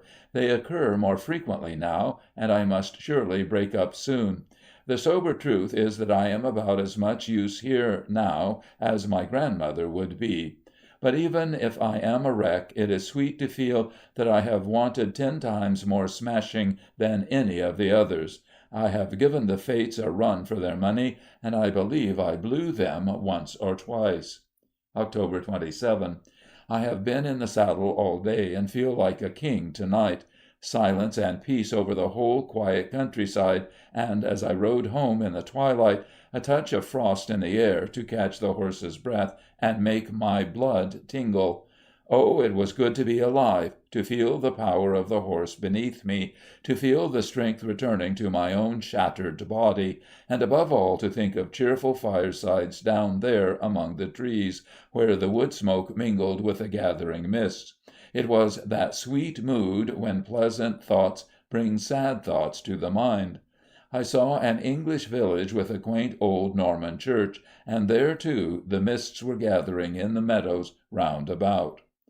October 28. Now we know why we are here, to train, practice, and rehearse for the crossing of the Scheldt. All the corps engineers met in conference in the town, and spent the day designing and testing various types of footbridge. The men had the pontoons out, and the officers spent the day in polishing up their drill. I saw where we crossed the first time in the driving rain, with the machine guns hammering in the houses in front of us, and I saw the spot where I nursed the first pontoon bridge through an interminable night. But how different now! A company of Canadian railway troops were making a permanent bridge on the very spot where my crazy pontoons had all but foundered. A broad gauge loco was hauling ballast up to the very edge of the river, and a steam pile driver hissed and chattered over the trestles. After all, our pontoons had played their part, and it was comforting to see how our feeble vanguard efforts were followed up. Returned to the farm, I was delighted to hear that the recommendations for military medals had passed through. My own D.S.O. has dwindled into another mention in dispatches. October 29. More conferences and bridge building. I have been asked to reconnoiter the existing bridges over the river, and the Huns are half a mile on this side of them. Spent several hours studying maps and aeroplane photos, and discussing ways and means. October 30. More conferences and training. Completed my plans, and decided to take Stevens out with me on the night of the 31st. October 31. At 2:30 p.m. I lay down quite peacefully, intending to sleep until dusk, when I could set out on my venture. I was looking forward to it, and felt perfectly confident. Just as I was dozing off, the orderly corporal came in, bringing, of all things, a warrant for me to go on leave to-morrow. Instantly the whole affair changed, and I was seized with a blue, shivering funk. In 6 hours I was due to go through the German lines, and there, lying on the table, was a bit of paper waiting to take me to England in the morning. It was the cruelest stroke of all, for I felt certain that I should never return. I went back to my bunk and sweated and shivered with fear. My mind and my body seemed to be completely separated from each other, and I found it quite impossible to stop the quaking of my limbs. I saw death in 1,000 forms, just as on the night before the attack at Courtrai. Sleep was impossible, so I got up at last and wrote these lines with a trembling hand. The others are chipping me about my last will and testament, and there is the usual fatuous talk of medals. Day says that if I come back they will roll all my previous non-fructifying recommendations into one, and make it a real Victoria Cross at last. Oh, God, if they only knew, and they look to me as a sort of Bayard, written at Calais, waiting for leave boat. After leaving the mess and that infernal warrant, I calmed down somewhat, and was able to get my mind on to the work ahead. My old campaigning instinct began to return, and I became once more a scout, clear-headed and fearless. It was a grand night for my work, miserable and stormy, with rain and hail blowing in the gusty wind. Arrived in the outposts, it dawned on me that Stevens would be quite useless, and I couldn't remember why I had ever decided to take him. If things went all right, he could do nothing, and if they found us it would be 2 corpses instead of 1. He pleaded to come with me, and I had to hurt his feelings to get rid of him. I got all the information I could from the outpost officers, said good-bye to them, and went forward towards the river. It was then about half a mile in front of me, and separated from our posts by a belt of marsh and flooded fields. This belt was traversed by 2 roads with a small bridge in each, where they crossed a stream running parallel to the main river. I had to investigate these 2 roads and bridges, and the main bridge where the 2 roads joined across the river. It was my plan to work up one road, look at the river and the main bridge, and then return down the other road. There was practically no cover on the road, but the night was dark, and I felt fairly safe along the water's edge. I calculated that I had gone 200 yards, and then I waited, as I was a little nervous at having heard nothing, and felt certain that there would be posts along the road. After 5 minutes I heard the tapping of a mallet on stakes, and knew that they were wiring some 200 yards down the road. Still I waited, but I had no clear notion why. I assumed, of course, that there were protective troops on this side of the wiring party, but it was instinct rather than reason which made me halt.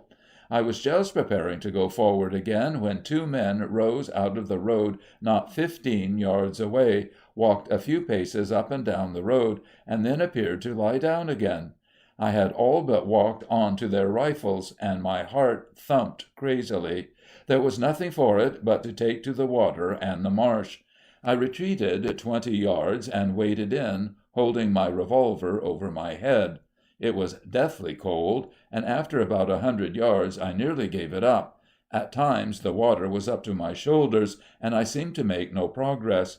The noise of the working party guided me, and eventually I judged that I was behind them, and therefore about in line with the first small bridge. About this time I realized that another 5 minutes in the water would kill me, and I struck back for the road, regardless of everything except a desire to get on dry land. Unfortunately, I blundered into a colony of waterfowl, and they flew up round my head, making a terrific noise.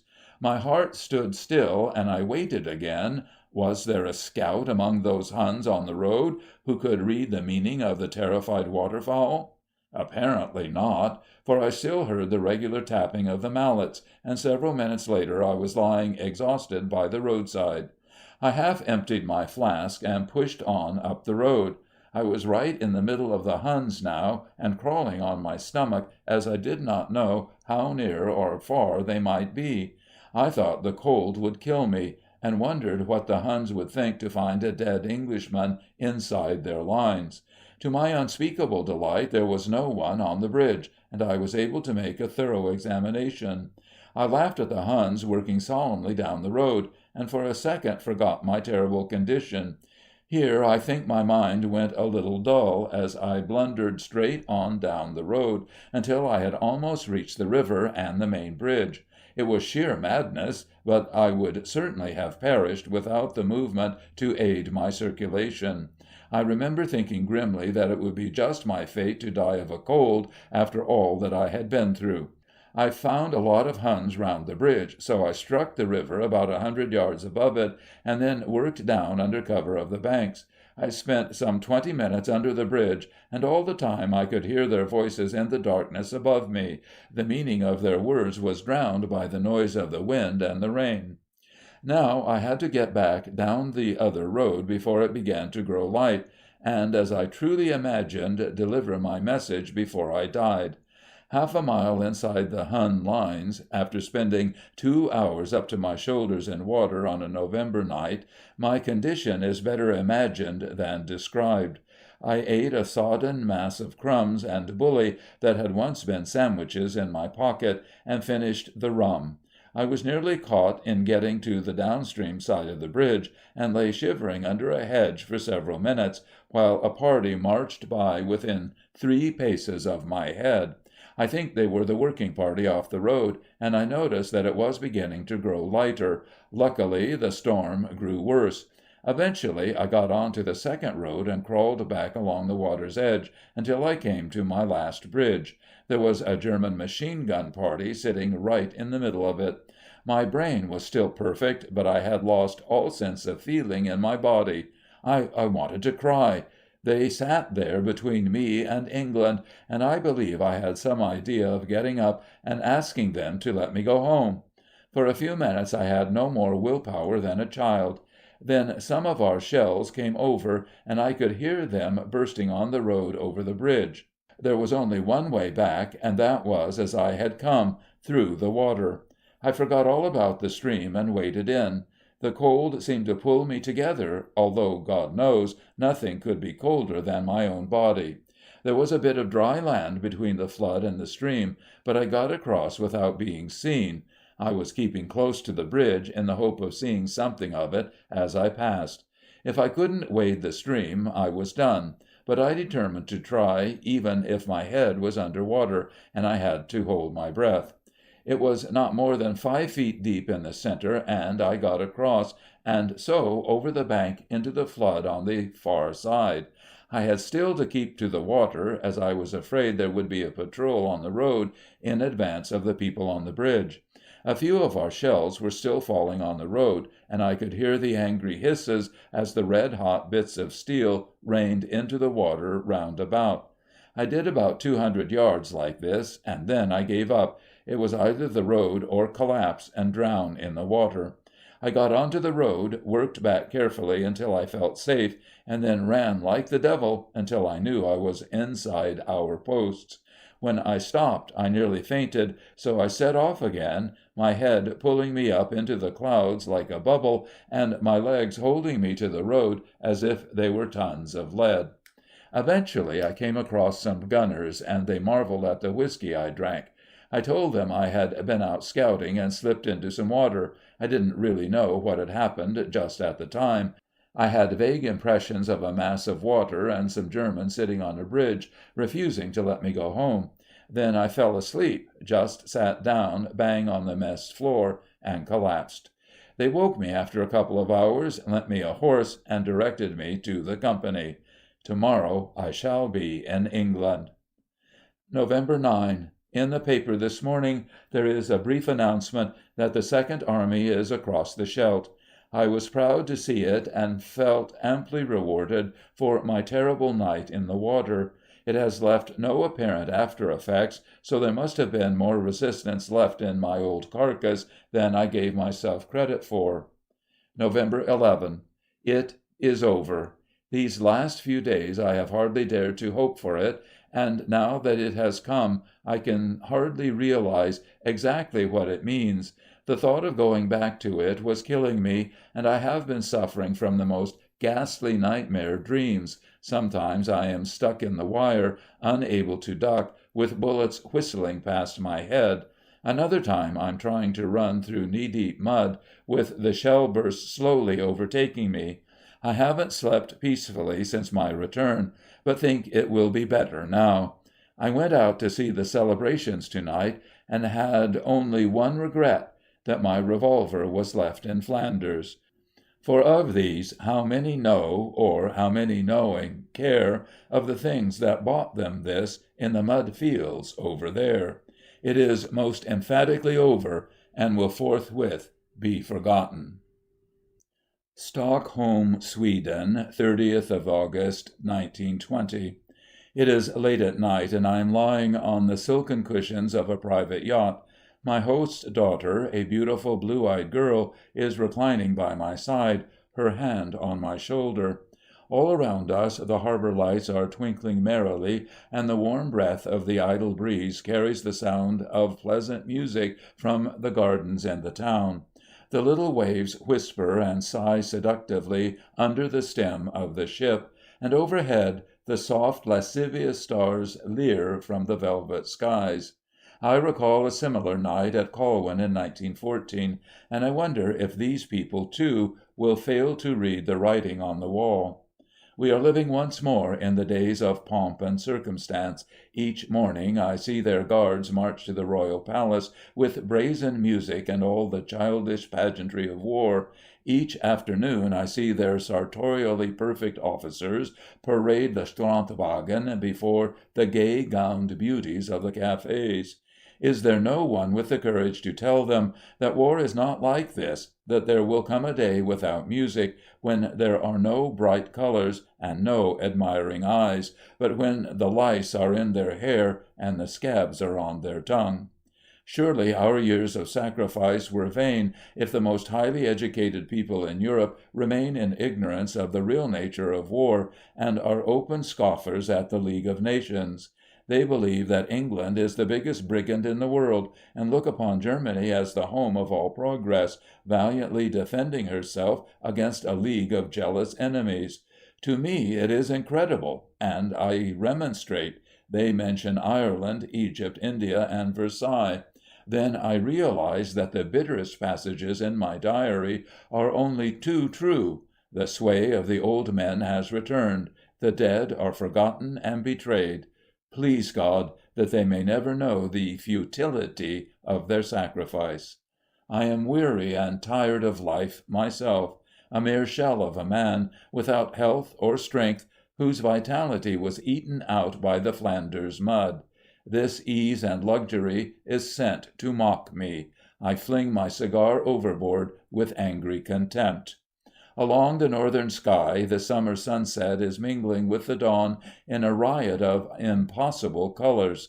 My mind turns back to a day when Golulavelt lay smoking in the sun, England still slumbered, and the flower of the Prussian army were pouring in overwhelming numbers along the road to Calais. The 1st Division was fought to a standstill, dying in thousands, but yielding not an inch. The 7th was practically annihilated, but somehow held their line. counter-attacking again and again, until the khaki drops were swallowed in the sea of gray. There was an open gap at last. Haig himself rode down the Menin road to call for a last effort from the weary men. A gunner officer, his arm hanging in shreds from the shoulder, took his last gun onto the open road and fired into the gray masses until he died. The Worcesters flung their remnants across the road, and the line was made again. The whitest gentlemen of England died that day, and I would that I had rotted in their company, before I saw their sacred trust betrayed. We have dropped their fiery torch, and the silken cushions call us. End of Part 6. End of A Soldier's Diary by Ralph Scott.